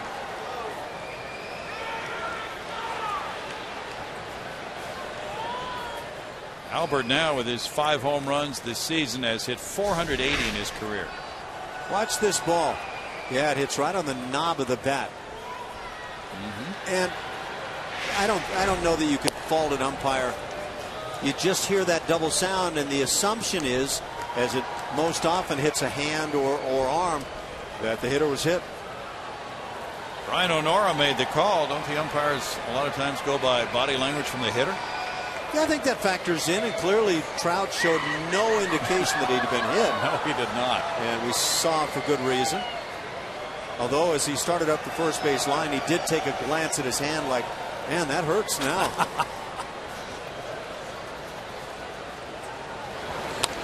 Pujols fouls it back. 1 ball, 1 strike. But the count was 1-2 when he got hit by the pitch, and he acted like he wanted to stay up there and hit. Spring training usually guys do, even if it does hit them. Give me one more at bat here. How about that for batting average since 2008? You can see the slide though, and with 8 more years after this year on the contract for Pujols, what are the Angels seeing?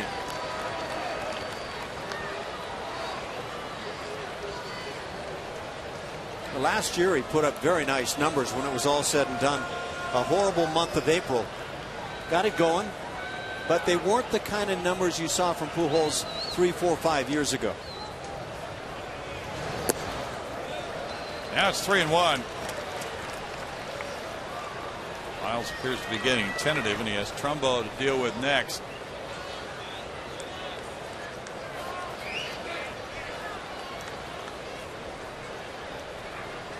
Shucks the runner at second and Trout at first. Both run well.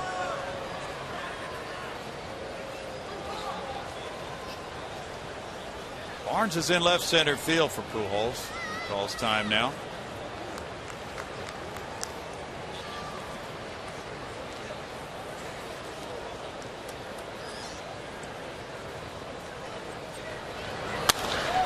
In the air, and the right fielder Jimmy Paredes comes over toward the line. Runners are not tagging, and it's too shallow for that. 2 outs. You never know what you might win, but here's how you can try. Just watch Sportsnet Central every night in May at 10 p.m. or after the game to learn our word of the night. Then log on to csnhouston.com for a chance to win cash, prizes, and more. Play words on CSN every night in May. Ooh. You been playing that, Bronny? Not yet. Just heard about it. Let's play. Mark Trumbo with a 3-run homer in the first. I'm already deep into the game. Okay. Sorry to bother you with these promos and everything. I know you're deep into the game. Thanks for your consideration. Nice strike. Yes, it was. And Lyles really needs that. He needs A, to get in front of the hitter, and B, just to know that he has that kind of command to hit a corner. Yep. And with something other than just a fastball.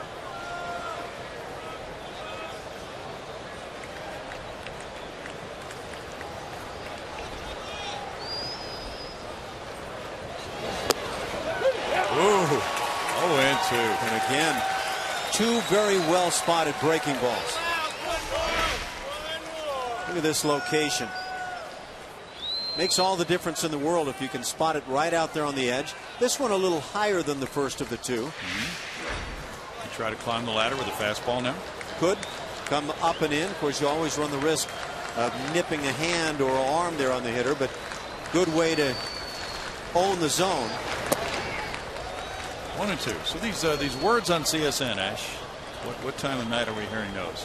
Do we know? Well, I think I just said 10. 10. Okay. But you know, I wouldn't guarantee it. I was only the reader, just the messenger. Dallas Keuchel is getting loose.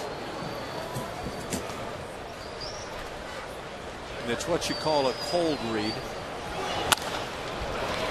Cedeno to his left with the toss to Altuve to end the 5th inning threat. No runs a hit, 2 men stranded, and the Astros lead it 6-3.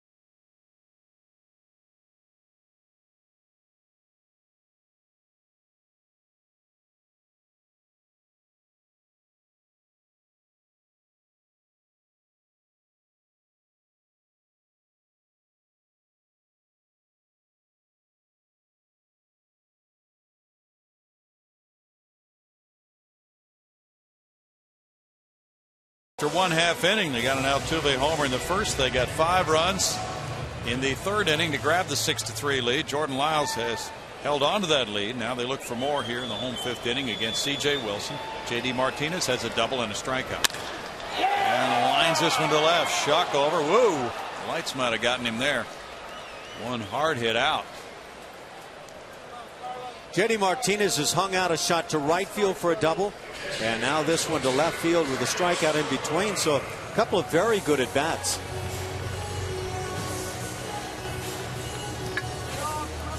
Carlos Corporán takes a little extra time after that 1 pitch out. Of course, he had to get his gear off from catching the top of the inning too. Ah, you catchers, Ash, we're always waiting for you guys. It's tough to de-gear. What's about the fastest you can de-gear? Any more? Yeah. I actually could get arrested if I even put the gear on. Okay. So I can't. Hard for me to respond to that. Strike to Corp. He's 0 for 2. Seemed like you were always taking on, putting on, and taking off. Your shin guards, and protector. All the gear you have to put on. Don't forget the golf glove or the batting glove that you had to wear with, and it was never the one that you hit with, so you had to go back and forth. Oh, it was just too much to deal with. It's a whole night of equipment for you guys. It's always the equipment, isn't it? Of course, then when I was wearing the hitting shin guard, and I had to figure out which shin it went on, and I mean that was a challenge. Switch hitter, yeah. So you had a lot of things to do there, other than play ball. There was a whole lot going on. A lot of gear stuff going on with you. So you want to be a catcher, kids. So when I heard people say gear up, multiple meanings. 2 balls, 2 strikes. It's a wonder after putting on this gear and taking it off, you can get up there and concentrate on your hitting. Then you've got to call the game. And you're saying that to me after having watched what I did? Well, that was a long time ago. Oh, yeah. Ooh, that looked like strike 3, didn't it? Looked like for a moment Brian Oronora thought a second time about, well, maybe I'll just throw up that strike right now. Looks like he was going to do the Leslie Nielsen moonwalk. He raised up. Right there, he didn't like it, but he got up, and then that right arm got limber. Strikeout number 8. Number 9 now. Yeah, you think Leslie Nielsen actually did that himself? I doubt it. It looked good, though. 9 punch-outs for Wilson. Cool refreshment there as Chris Carter bats. He ripped a 3-run homer to the Landry's Crawford boxes in the 3rd. He's 1 for 2. Wilson missing outside with ball 1.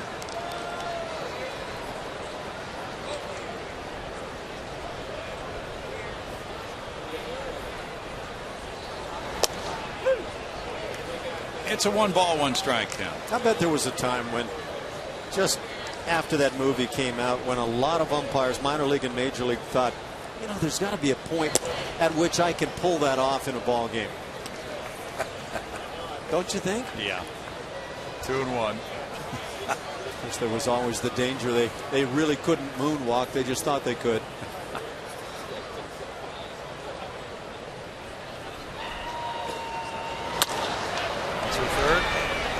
To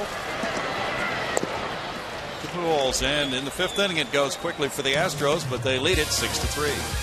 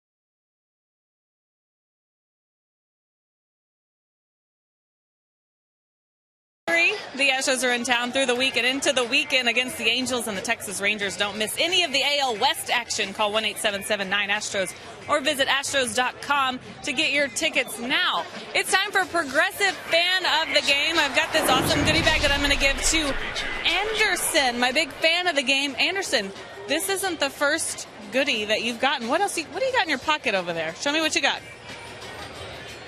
That's a, what is it? Baseball. How did you get it?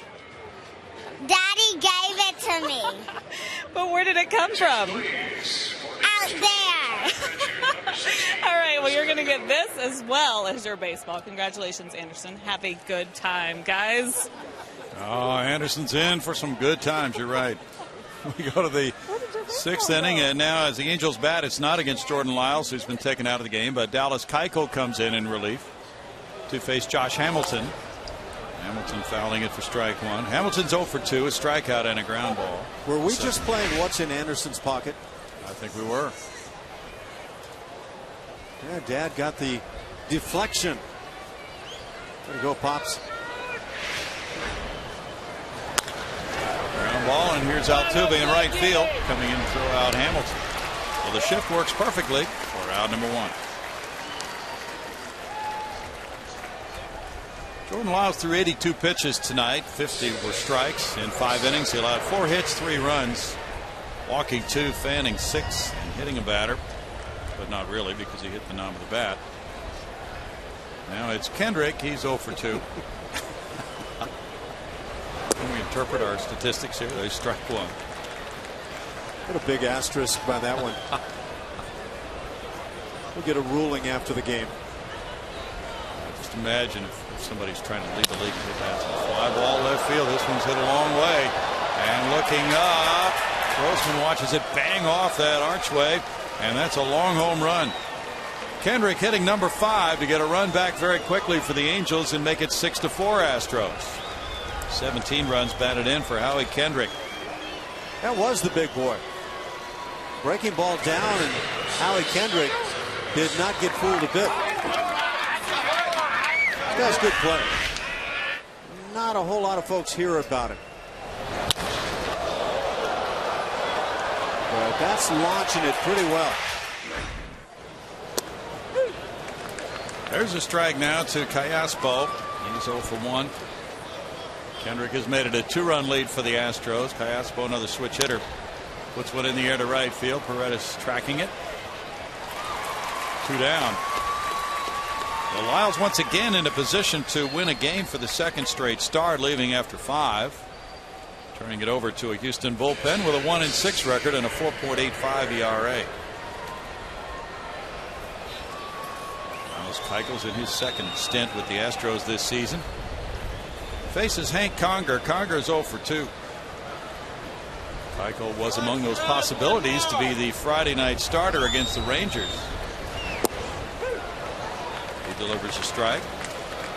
Paul Clemens would be another. Travis Blackley. Jose Cisnero. That's a looper into right field. A hit for Conger. And that'll bring up Schuck.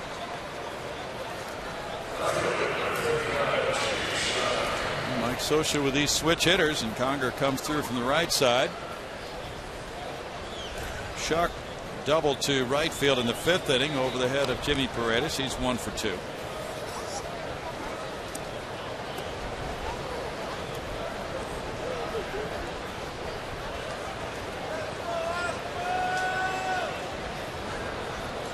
Michael pitched against Detroit 5 days ago.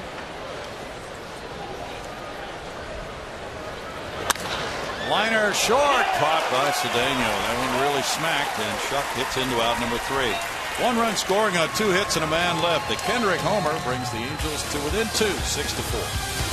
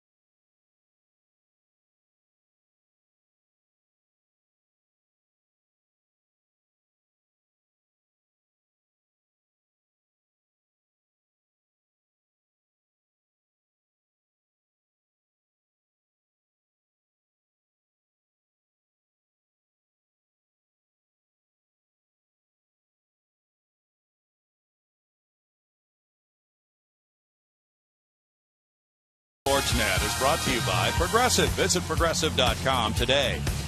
And the Chipotle Chicken Combo is back for a limited time at Jack in the Box. Try one today with fries and a drink for just $4.99 plus tax. It is one enjoyable night for baseball here in downtown Houston, Texas. Traffic looks pretty busy out there, Ash. A lot of folks on the streets downtown. Let's get that to clear out a little bit, and maybe an hour or so from now, Astros have put themselves in a position where they have been creating the traffic on the base paths tonight. Orbit stepping gingerly through the crowd as Ronnie Cedeno bats and takes strike one. Cedeno struck out and he walked. Come on, Ronnie.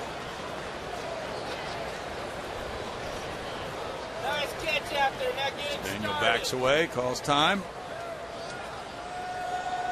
And Marwin Gonzalez sharing shortstop. I was going to ask, any surprise on your part that Jordan Lyles didn't get a shot at a sixth inning tonight? It's hard to say what's going on with how he feels and, you know, all the things we don't know, words that might have been exchanged, but 82 pitches, yeah, a little bit. Pretty solid outing after a rocky start in the first.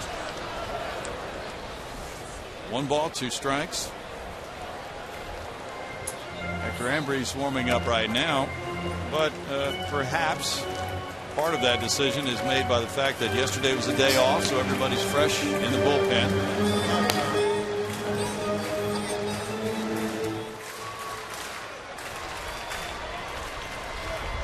Kendrick hit a homer, and then he gave up a single to Conger, and that ball was not well hit, but the line drive to end the inning by Shuck, pretty well hit off Keuchel. That's a strikeout. So the Astros have 1 inning from Dallas, and Ibar, Trout, Pujols due up in the 7th. That might be all they get from Dallas tonight.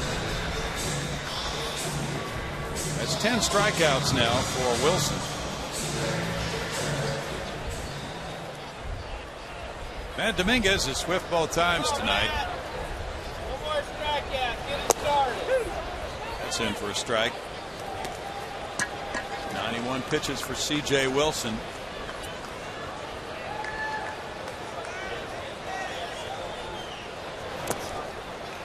Breaks off a curve, and it's a 1 ball, 1 strike count.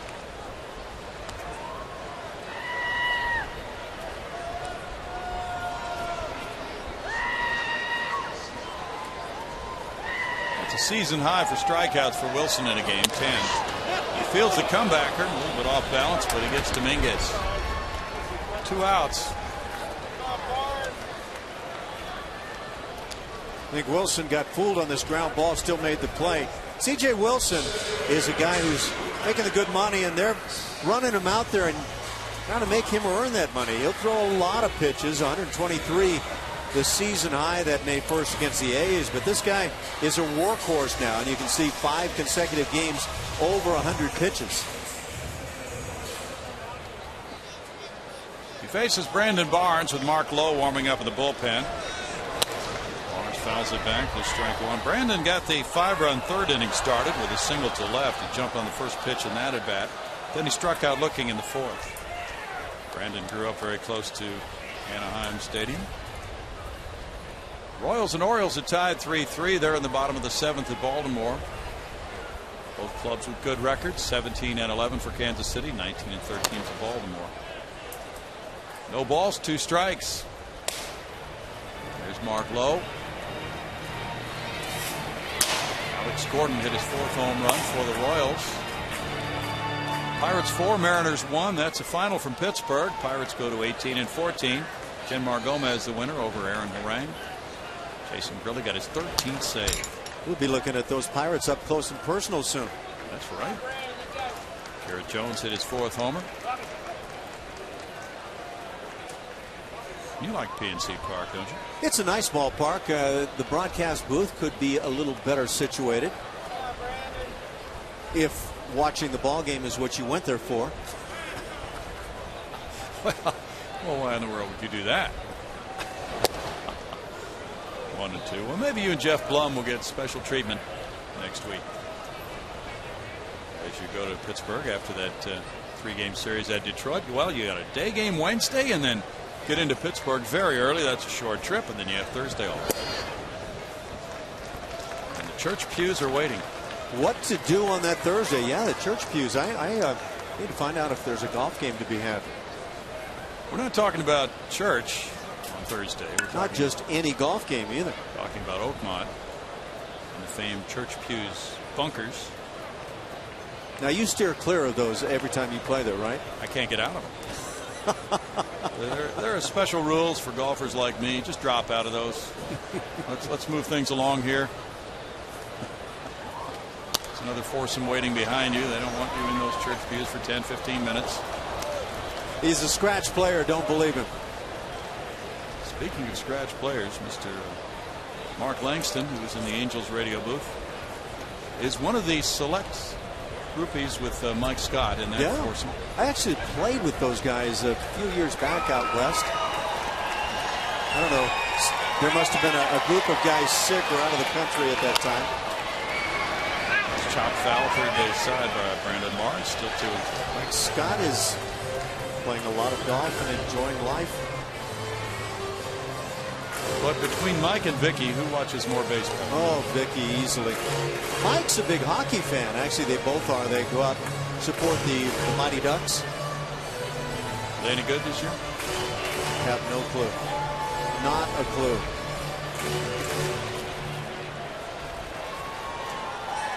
Well, it's a shortened season. How could you be expected to follow?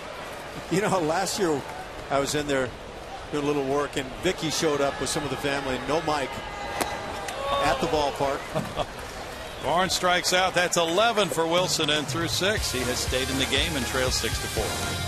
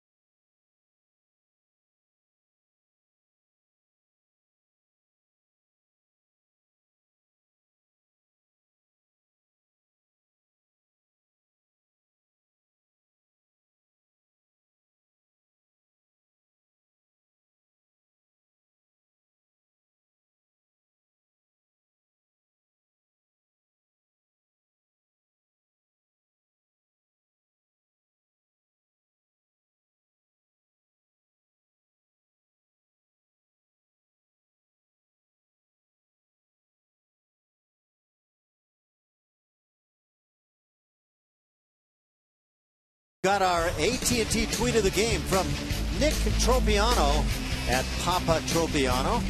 It says, at Fulton 25, you're an absolute stud. And this is Fultonevich, Mike Fultonevich, pitching at Double-A and in his debut. Apparently he was so good that he has been studified. Well, 9 strikeouts. Yeah, good numbers. This guy has a good arm. We saw him in the spring, Brownie, and along with George Springer, some guys that provide a lot of hope for the future. Dallas Keuchel throws, and it's ball 1 to Ibar leading off the 7th inning. Ibar led off the game with a double. He's 1 for 3. Eric now batting right, and the Angels switch hitters really go to work from both sides. He bunts, but it hit him, and he's out. Ryan O'Nora with the out call, meaning that the ball hit Ibar in fair territory, but Mike Scioscia is out to argue the point. Yeah, let's get a look at this, because I have never seen one of these where a guy got completely out of the batter's box. If he's in that box, it's a foul ball. So, well, I don't know. He's out there. Did he get himself out of the box? Where does it hit him? He's in fair territory. Yeah. Well, maybe a good call. And as he cleared out of the box. He's going to check with Bill Welke, first base umpire. Yep, he's out. Confirmation. And I think all Socha was asking was, hey, could you check with somebody else? He's willing to accept the call, and he does. And Ibar is out, and the catcher would get the put out on that, 2 unassisted. Tell you what happens with Ibar is he gets those feet shifting and shuffling forward before he ever makes contact with the baseball, and that provides a chance for him to. Now, did the ball hit him while he was still in the box? That's my question. I don't know. That's very close. That's a tough one. If he's in fair territory, and some of that box is, then he is out. Now Hector Ambrose comes in with right-handed hitters Trout and Pujols. Trumbo due up. We'll be right back.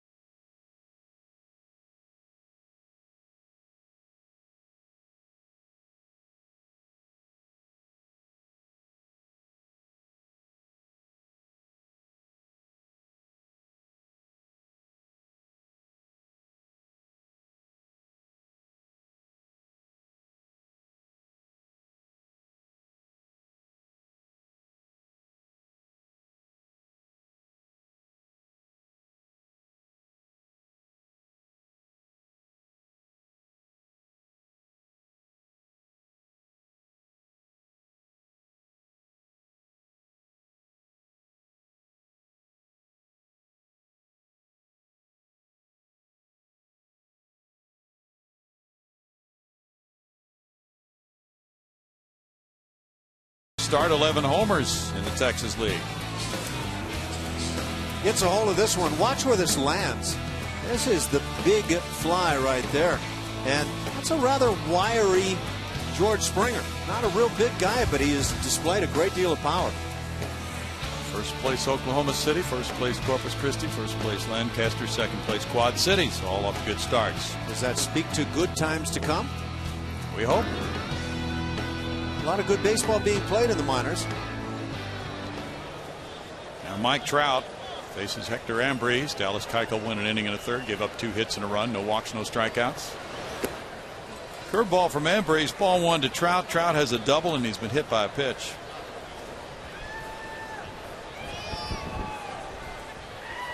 Ambrose 0-1 with a .460 earned run average. Pitched in 3 games in a row recently. It's a 2-ball no strike count. He pitched in the final game of the Yankees series and then the first 2 games of the Tigers series here. And he's pitched well in all 3 of those.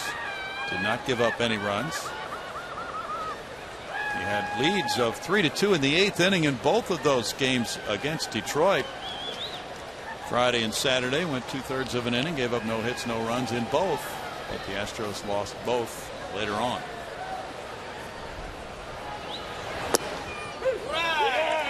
It's 2 balls and a strike. His last outing was Friday. And he has had a heavy workload, so hopefully the few days off allow him to be strong in this one tonight. He's tied for 10th in appearances with 15 in the American League. Shot to right field. Paredes settles under it. Warning track. 2 down. Well, Keuchel left after getting Ibar with the big right-handed mashers coming up next. And now it's Pujols. Pujols 0 for 2 with a walk.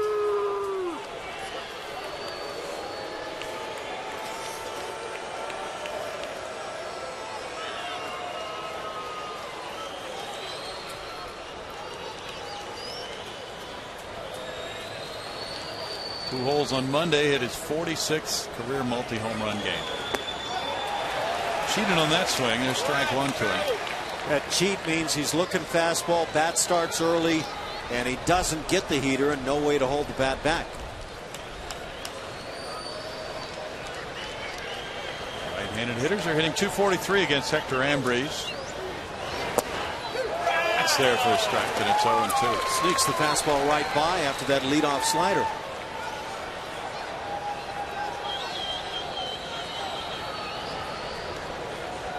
Ambriz is from Orange, California. He went to UCLA. Swing and a miss. Great location there for Ambriz. He carved up Pujols on 3 pitches for a strikeout to send this game to the bottom of the 7th with the Astros over the Angels 6-4.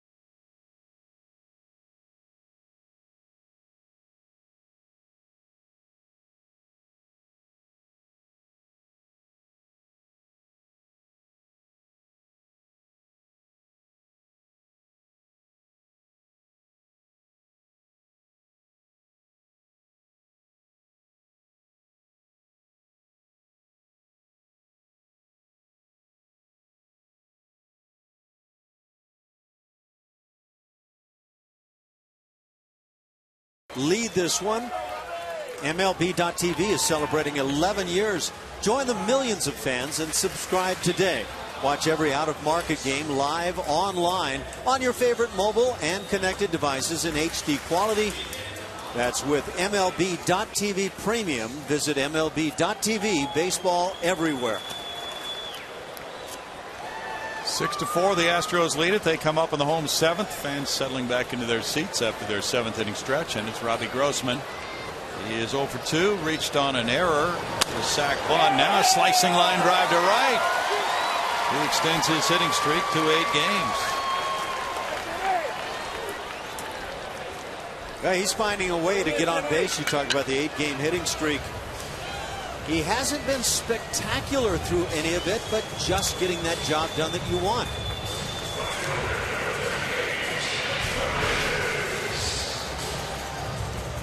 Well, that's nice when you can carve it the other way like this. Stays back. This right side of the plate, I think he stings the ball a little bit more often than he has from the left anyway.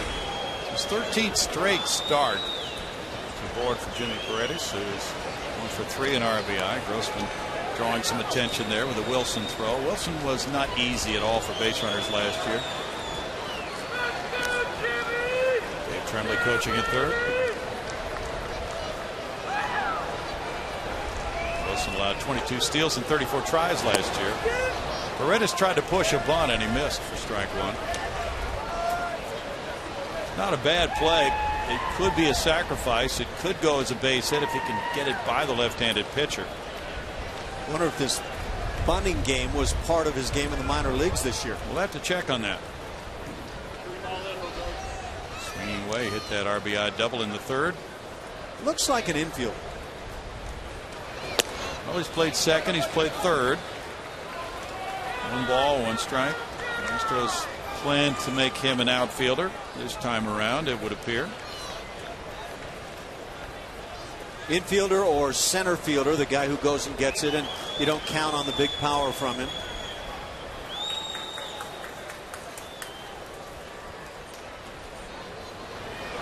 And the throw goes over on Grossman. But with these two in front of Altuve. This is the different look Astros tonight. Grossman leading off, Paredes batting second. I like it. Now they can work the running game here at the top of the lineup if they get on base. I think Altuve, excuse me again, is very capable of driving in runs. Runner going. Foul back. Good cut by Paredes. And if you can get these guys on base and give Altuve that opportunity to drive in runs, you saw it back in the first inning. He took full advantage.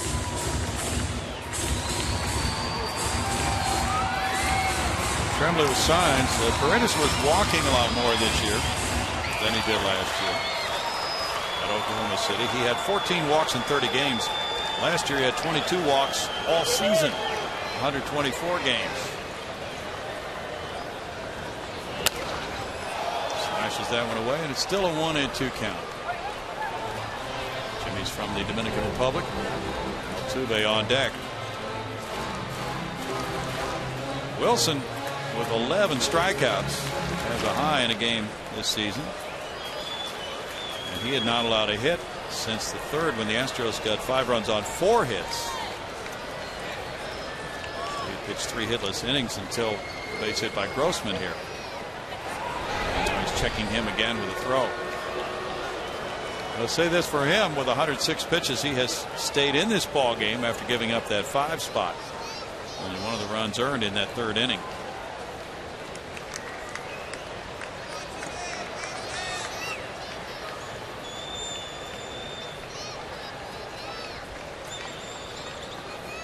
Runner going again. Here's the throw from Conger, bouncing, and that gets him in there. The pitch was tough to handle, and that threw off his mechanics, I think, for the throw. And Grossman gets his first steal as a major leaguer. Well, can this be part of his game? He's certainly aided by this throw bouncing into the bag, but he was going to make it close one way or the other.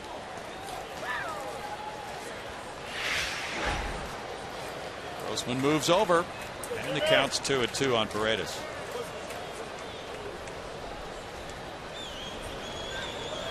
That could be a really important stolen base. #1 of Robbie's major league career. Foul back. Paredes hacking away there.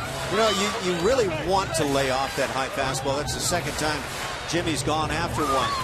But if you can't make yourself lay off, and I've never met a hitter who could lay off all of those, you want to be able to at least get a piece, and he's doing that. Right.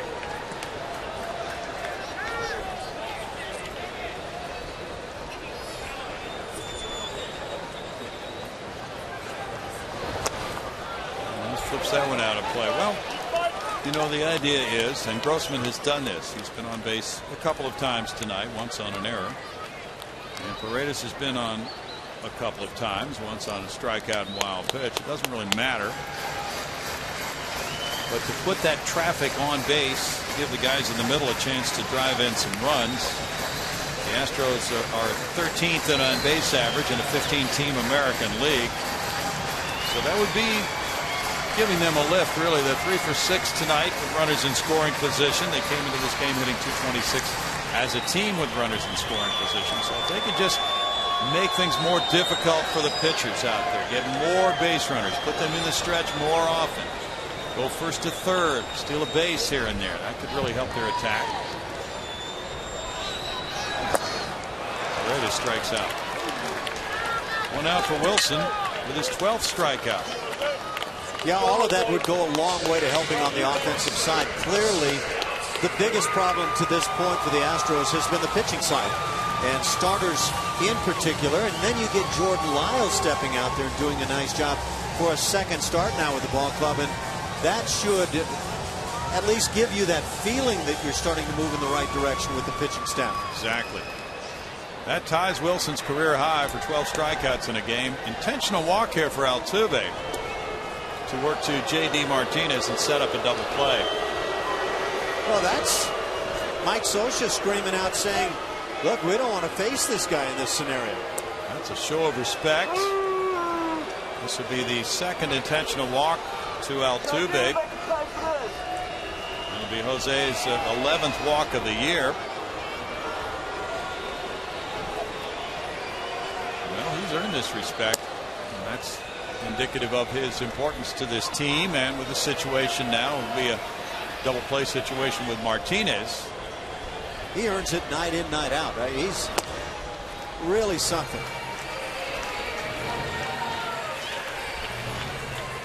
Now Mike Scioscia will stride toward the mound. He's had a right-hander, Mark Lowe, warming up, and it would appear after 114 pitches by C.J. Wilson, this is the time for him to take the ball from C.J. Exactly what he does.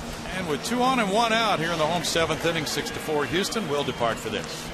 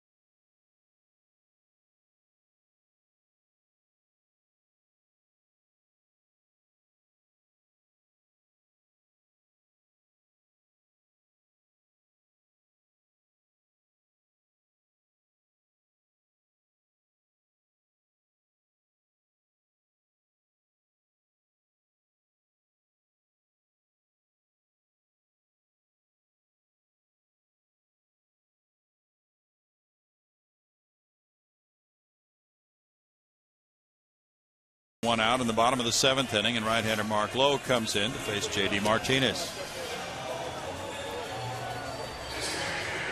Lowe, formerly with Seattle and Texas, was born in Houston. He comes in here now with J.D. Martinez 1 for 3. And he, in 7 games, is 1-0 with an 11.37 ERA. Just activated from the disabled list yesterday. He was out with a left neck strain and missed 16 games. C.J. Wilson, well, he gives up those unearned runs early in the ball game, but it's right now, as things stand, likely to cost him his first loss of the season. Only 2 of the runs earned that he has allowed. J.D. Martinez doubled to right in the first. He struck out in the 3rd. He lined to left in the 5th inning. Come on, JD, get him around. 2 really good at bats tonight.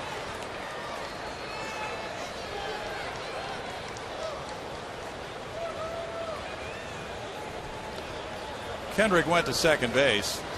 Now the runners take off. Here's Conger spiking the throw, and it's loose down in foul territory. And now here's a run scoring, and here's Altuve coming to the plate. And the throw to the plate. He is out. What a throw from J.B. Schock in foul territory on one hop to Hank Conger. But now here's Mike Scioscia coming out. Let's see what this discussion is all about as the Astros have run number 7 home. That was a great throw, as you say, Brownie. It was also a terrific play by Conger to glove this and apply a quick tag. Conger has some problems going on with his right hand, as if maybe he hit the bat, and I couldn't tell. But a rough night for Conger as he has his 3rd error on the night. Third baseman pointing as if now the hitter doesn't have to get out of the way.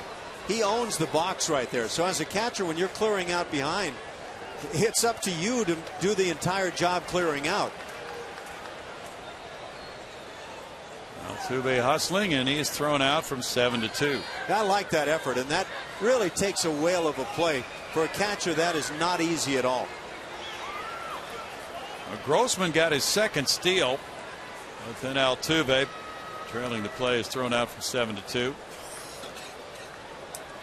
it's a double steal. Altuve getting his 3rd of the year. And then Shuck came up with that big play and a nice tag, as you pointed out, by Conger for the second out. But it's 7-4 as the Astros make something happen with their legs. And that was strike one to J.D. Martinez.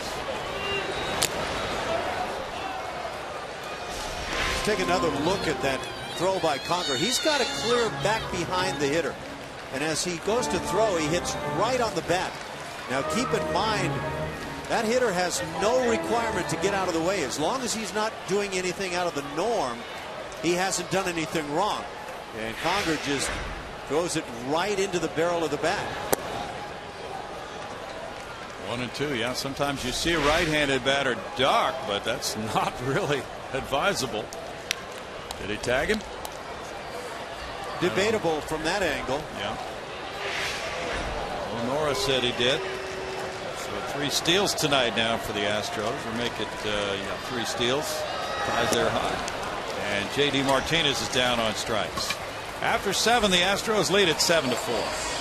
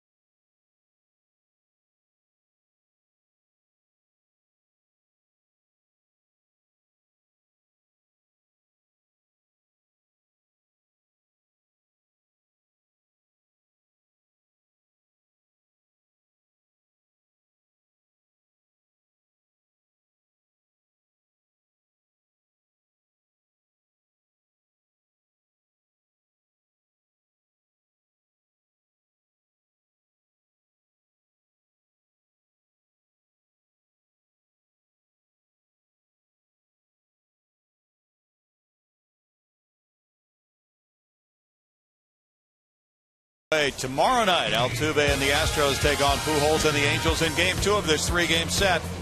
Astros pregame live kicks things off at 6:30 p.m. only on Comcast Sportsnet. Chevron brings you tomorrow's pitching matchup, brought to you by Chevron. Care for your car. It's Joe Blanton looking for win number 1, and Bud Norris, his mound opponent, is 3-3 with a 3.89 ERA. Tomorrow night at 6:30 on Comcast Sportsnet. 3.89 ERA. He has actually pitched quite well. And last time out, pitching like the ace of the staff. Having a good time. He won't be smiling like that 24 hours from now. Yeah, you hope he is at the end of the ball game. That's true. He lives at large. Big Golden State Warriors fan. 15,266 the paid attendance. Here's Mark Trumbo. And that's strike one with lefty Travis Blackley warming up in the Astros bullpen. Trumbo hit the 3-run homer in the first inning, and he struck out in the third and bounced into a forced play in the fifth. After 4 batters in the game, the Angels were up 3-0. Now they trail 7-4. It's 0-2 for Hector Ambrose, looking sharp tonight. C.J. Wilson threw 114 pitches, 79 were strikes. He went 6 1/3 innings, allowing 7 hits, 7 runs, 2 earned, walking 2 and fanning 12 to tie a career high.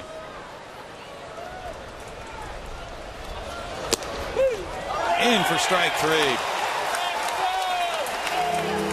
Second strikeout for Ambrose. Missed his target by a wide margin, but wound up with the ball right through the heart of the plate. Watch Corcoran reach right back toward the plate and just kind of hold it there. Josh Hamilton comes up next. The Astros shift around on the right side of the infield. Altuve heads out to right field. Now he's looking in at the bench. Now he's going to move back to his right. Hamilton looks at ball one. Hamilton's 0 for 3. There's the way they play it. A little different this time. Hamilton's a .354 lifetime hitter against the Astros. Dave Clark having some fun with the outfielders there. It's 2-0. Eduardo Perez, the bench coach, is the man who prepares the defensive alignment. And he works with the infielders while Dave Clark positions the outfielders from Eduardo's charts, which he gets from the decision sciences department. Foul back. 2 balls and a strike. Josh Hamilton just doesn't look as big and intimidating as I've seen him in the past. That's intimidating. How do you read all that stuff all the time? Better be watching Dave Clark if you're an outfielder. Strike, makes it 2-2. Some kind of great movement on that fastball. Yes. Hamilton down to 203. Don't you wonder what's going through his head? What? He's had such great success. Last year got off to the kind of start. They were like Babe Ruthian numbers early on. That's strike 3. 3 strikeouts in a row for Ambrose. Hamilton talking with Brian O'Nora as he departs. Pretty good looking pitch. Is it low? With a breaking ball in front of the plate. That's right in range. You better not be taking it very often with 2 strikes. Ambrose is with Pujols, Trumbo, and Hamilton in order. Now Kendrick. Going to Kendrick. He homered in the 6th inning off Dallas Keuchel. He's 1 for 3.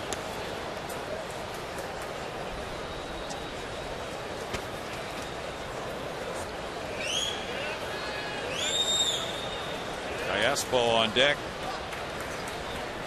Game 1 of a 3-game series. Then the Texas Rangers are here, so it's American League West kind of week at Minute Maid Park. Off the mound, Cedeno behind second, cannot get the throw off. And Kendrick reaches.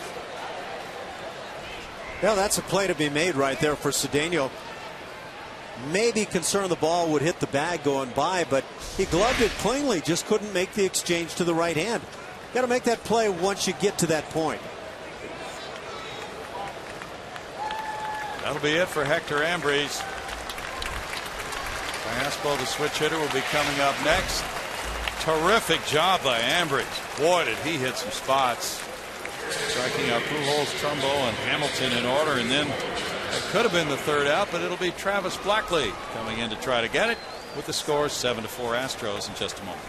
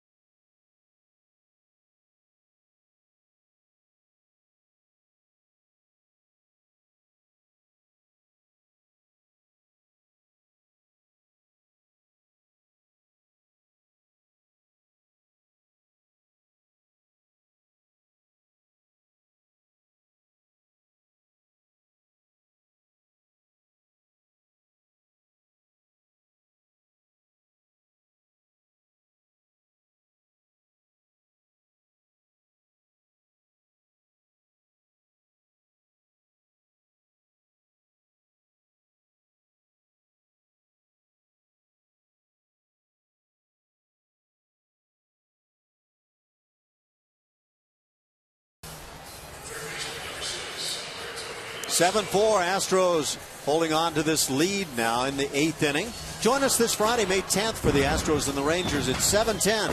10,000 fans will receive a pink cosmetic bag set. That's courtesy of the Methodist Cancer Center. Stay after the game for a spectacular fireworks show. That's presented by Marathon Oil. Call 1-877-9-ASTROS or visit Astros.com to pick up your tickets today. They might want one. Right now they're taking a photo, and here's Callaspo versus Travis Blackley. Callaspo 0 for 2 with a walk. Blackley pitched in 3 of the 4 games in the Detroit Tigers series. He delivers, and there's ball 1. Callaspo is 5 for 11 as a right-handed batter coming into this game tonight. Blackley with a 3.60 ERA. Fly ball headed for the left field seats if it gets there, and it does. A 2-run homer for Callaspo, and it's 7-6 now. Callaspo hitting number 2, giving him 6 runs batted in for the season. Well, that hurts a lot. Instead of taking that nice 3-run lead into the 9th inning, now the offense can turn that around, but the Angels turn this into that dangerous 1-run affair.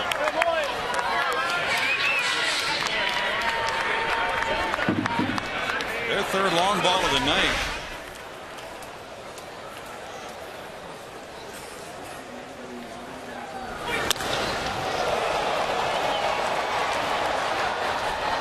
All their 6 runs have come on long balls. Now Conger looks at ball 1. The ball hit up the middle by Kendrick was ruled a single, so Hector Ambrose went 1 1/3 innings, allowing 1 hit, 1 run, no walks, 3 strikeouts. In the dirt to Conger. Check swing call goes his way, and it's 2-0.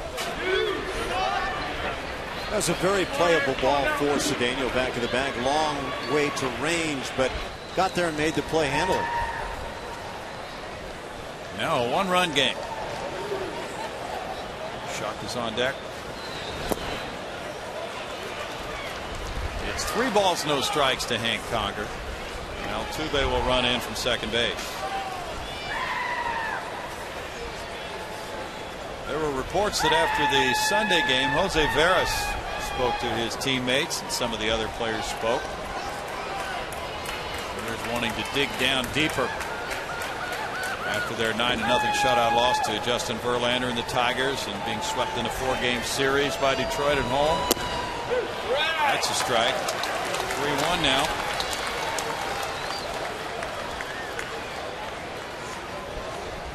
This has the makings of a wild one tonight. Breeze is blowing out strongly to left. In for a strike, and it's 3-2.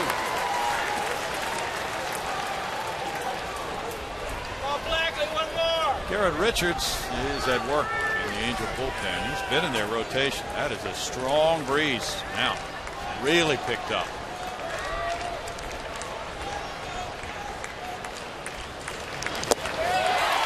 Blackley comes back to get a strikeout on Conger after falling behind 3-0.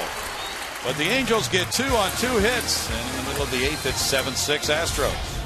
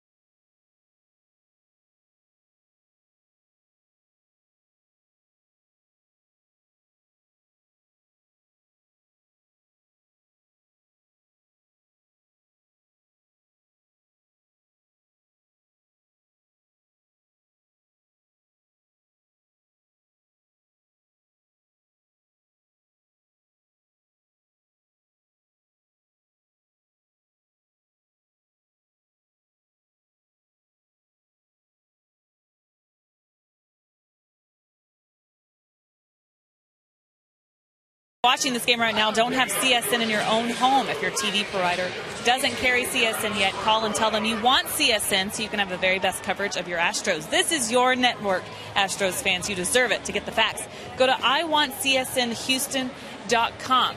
Earlier in the broadcast, Brownie and Ash were talking about all the good things that were going on with the Astros minor league system. Not so much the case, though, for the Angels. They've traded away prospects in order to make a push at the playoffs here recently. Check it out. Baseball America's organizational rankings look like this in 2012. 18th and 19th. The Astros just above the Angels. And then in 2013, check it out, the difference there. Houston 9th, the Angels 30th. And when you look back at some of those trades made by the Angels, there's not much to show for it, guys. Carlos Corcoran, the batter. Mark Lowe gets a foul ball, strike one. Well, that is of concern for some of the Angel fans, certainly. They're in the go for it now mode.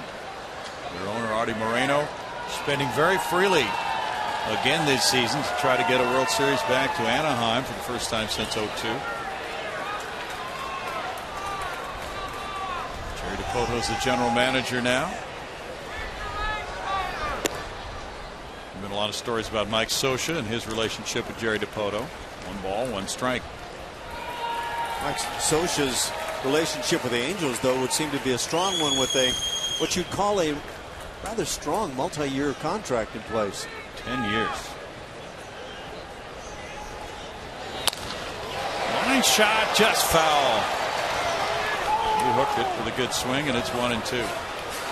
Yeah, it's got to be tough for those Angel fans that see their major league club playing so poorly to start the year. The other LA club, the Dodgers, have had the same kind of start to their year. They really have. And both teams have been big spenders.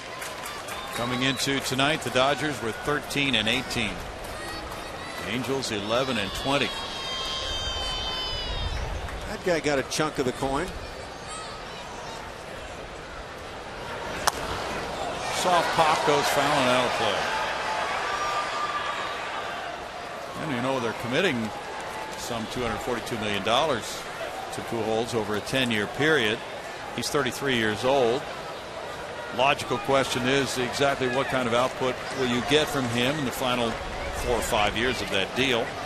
You know they wanted to do something probably more in the 5-year range, but when Albert Pujols, talking about a year and a half ago now, a year plus ago, says, look, I'd love to come your way. I'd love to come and play for the Angels, but we need 10 years to make this happen. One of those negotiations just get out of control.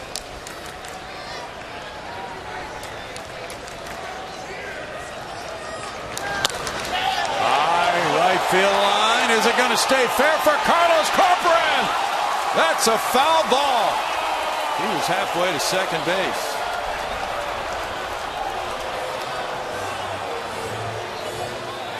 Takes a long look back. I've got to see this one again.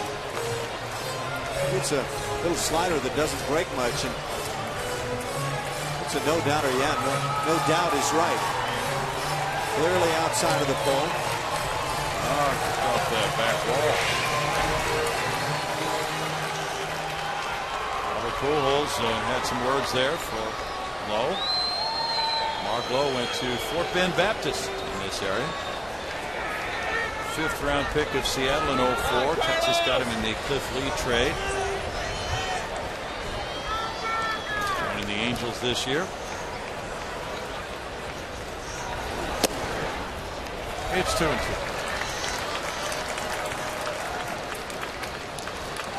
Astros played an awful lot. He takes the night off. The lefty Wilson starting, but now it comes down to a right-hander in relief. Lowe, and Corcoran, a .313 hitter from this side of the plate. 16 at-bats.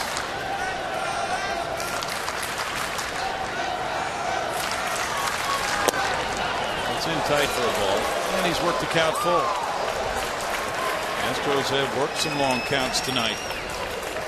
Wilson threw 114 pitches.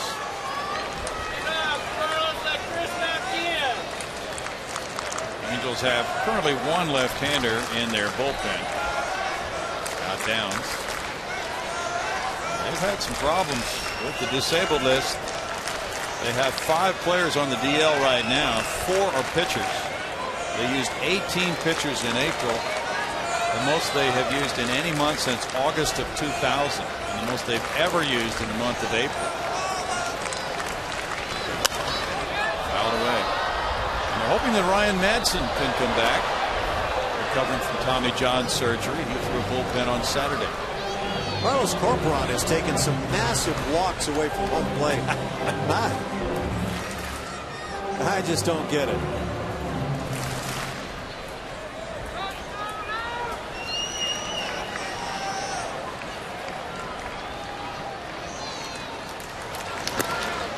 He worked a walk.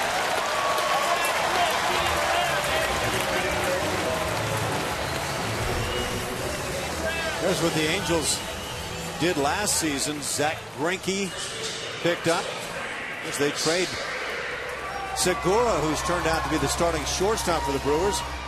We got some good prospects in the mix. Gone. 2011 acquired Dan Herron from Arizona and lost some guys that are doing quite a job for the Arizona Diamondbacks as they've surprised people this year. So sometimes when you think you've got the sure thing, it turns the other way. Chris Carter has a 3-run homer, 1 for 3. Strike to Carter. Pat Corbin's had some good games for Arizona. Fair to say it's not an exact science.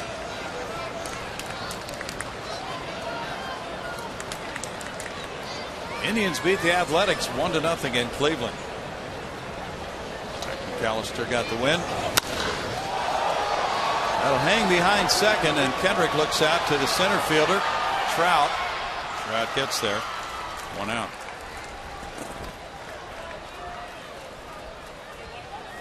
Trout will be due up third in the Angel ninth. Shuck and Ibar due to hit before him in the ninth inning. Jose Veras, the Astros closer, warming up. Ronnie Cedeno has struck out twice and walked tonight. Chris Perez got his 4th save for Cleveland in that 1-0 win over Oakland, and Tommy Malone. Veras warming there. And Dominguez on deck. Rockies 2, Yankees 0 at Colorado, top of the 7th inning. Cargo hit his 7th home run. Matt Belisle's in the game now in relief for Colorado. Double play ball here. Ibar gets it to Howie Kendrick, who turns it over to Pujols. 6-4-3, sending this game to the 9th. 1-run lead for the Astros, 7-6.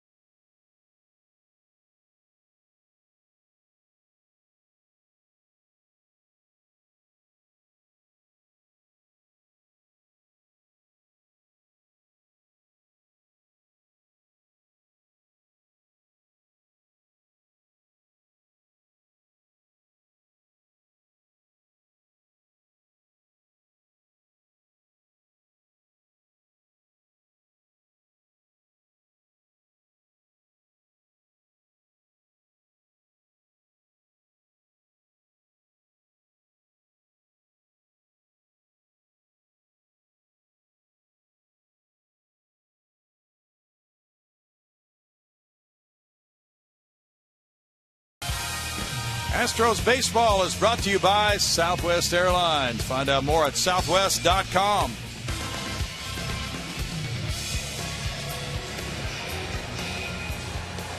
It's 7-6, and Jose Veras is in to try to close it out for Houston. He is pitcher number 5 for the Astros.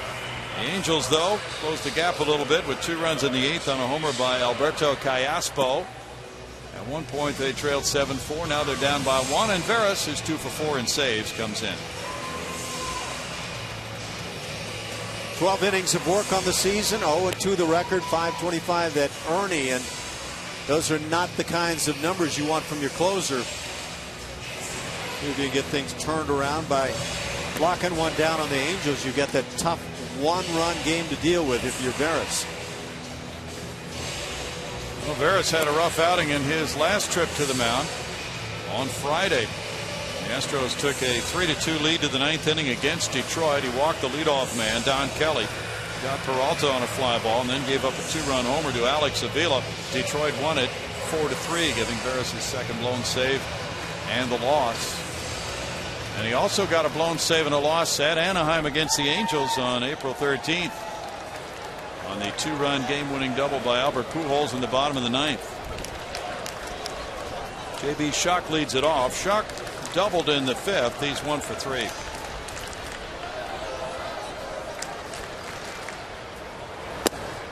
Here's strike 1 to him. Travis Blackley in 1/3 of an inning allowed 1 hit, 1 run with no walks. He had 1 strikeout.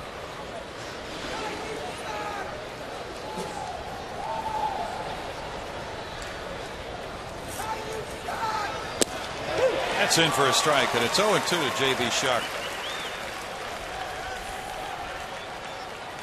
According to the stories about that meeting, Veras said he very seldom speaks at those functions, but he just wanted to tell his teammates how much he regarded them and how much he thought they could play better. Ground ball to first. Carter comes up with it, and that's out number 1.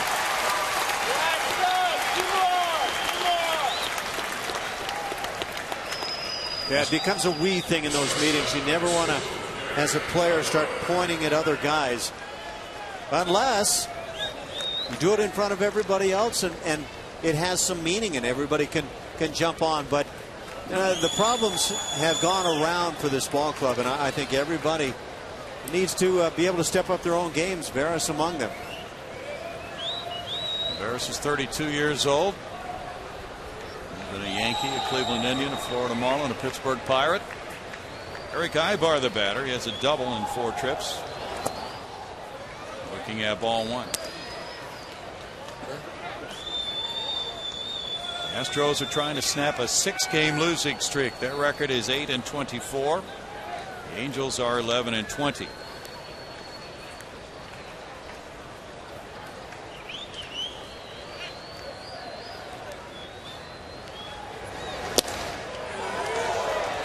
It's a 2-ball, no strike count on Ibar on a close call there for Brian O'Nora.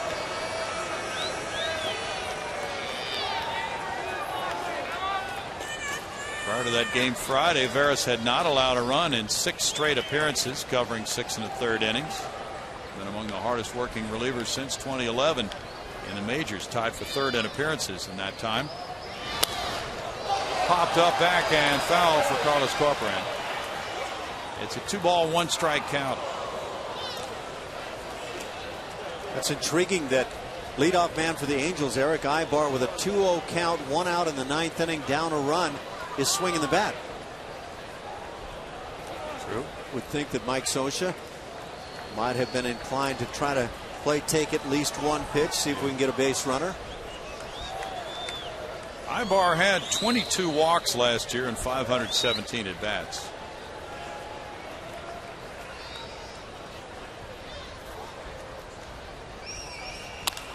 This one's in the air and playable as Carter comes in. Carter on a fair ball takes care of out number 2. And now Mike Trout with Pujols on deck.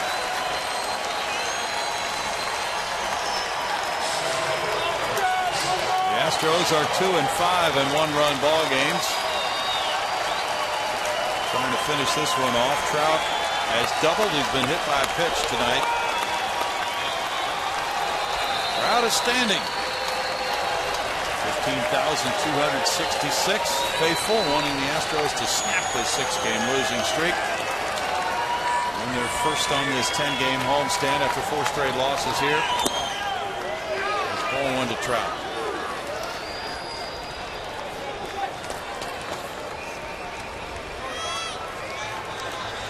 Angels rallied on that game-winning hit in Anaheim April 13th by Pujols. Trout got on with an infield hit right before that. Puts it in the air, foul. It's a 1-ball, 1-strike count. That was a healthy hat, and that's exactly what Mike Trout's trying to do. Drive something. Extra bases, I'm sure, is what he would tell you, not thinking about home run, but try to pick up extra bases.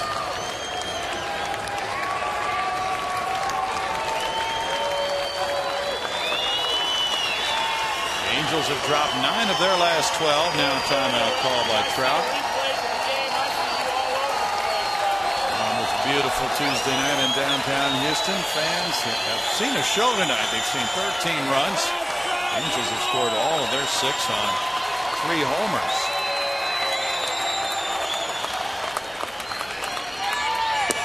That's a great pitch. 1-2. Down and away like that is so unlikely to be driven out of the ballpark. So great location under the circumstance. Little sinking action to boot. 95 miles per hour from Jose Veras.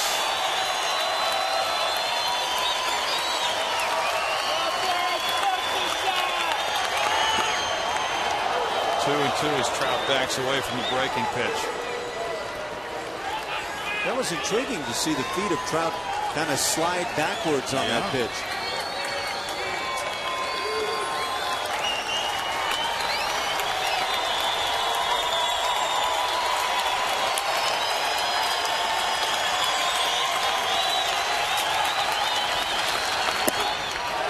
Now it's a full count on Trout. Certainly not a guy you want to walk right here. He's walked 14 times this year.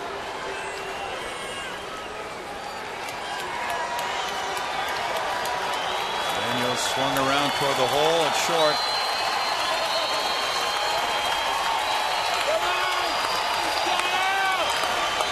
And he got him on strikes. Jose Veras closes it out, striking out Mike Trout to give Houston a hard-earned 7-6 victory.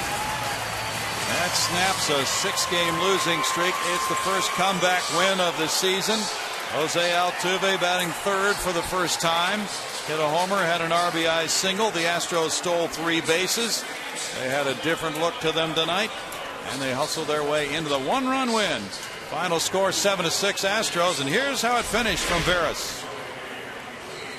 Just a filthy off-speed breaking pitch on the 3-2. Trout knows they don't want to walk him, and so they pick up the strikeout instead. So the line forms. The congratulations are being exchanged, and the Astros walk off the field winners tonight. Final score 7-6 over the Angels.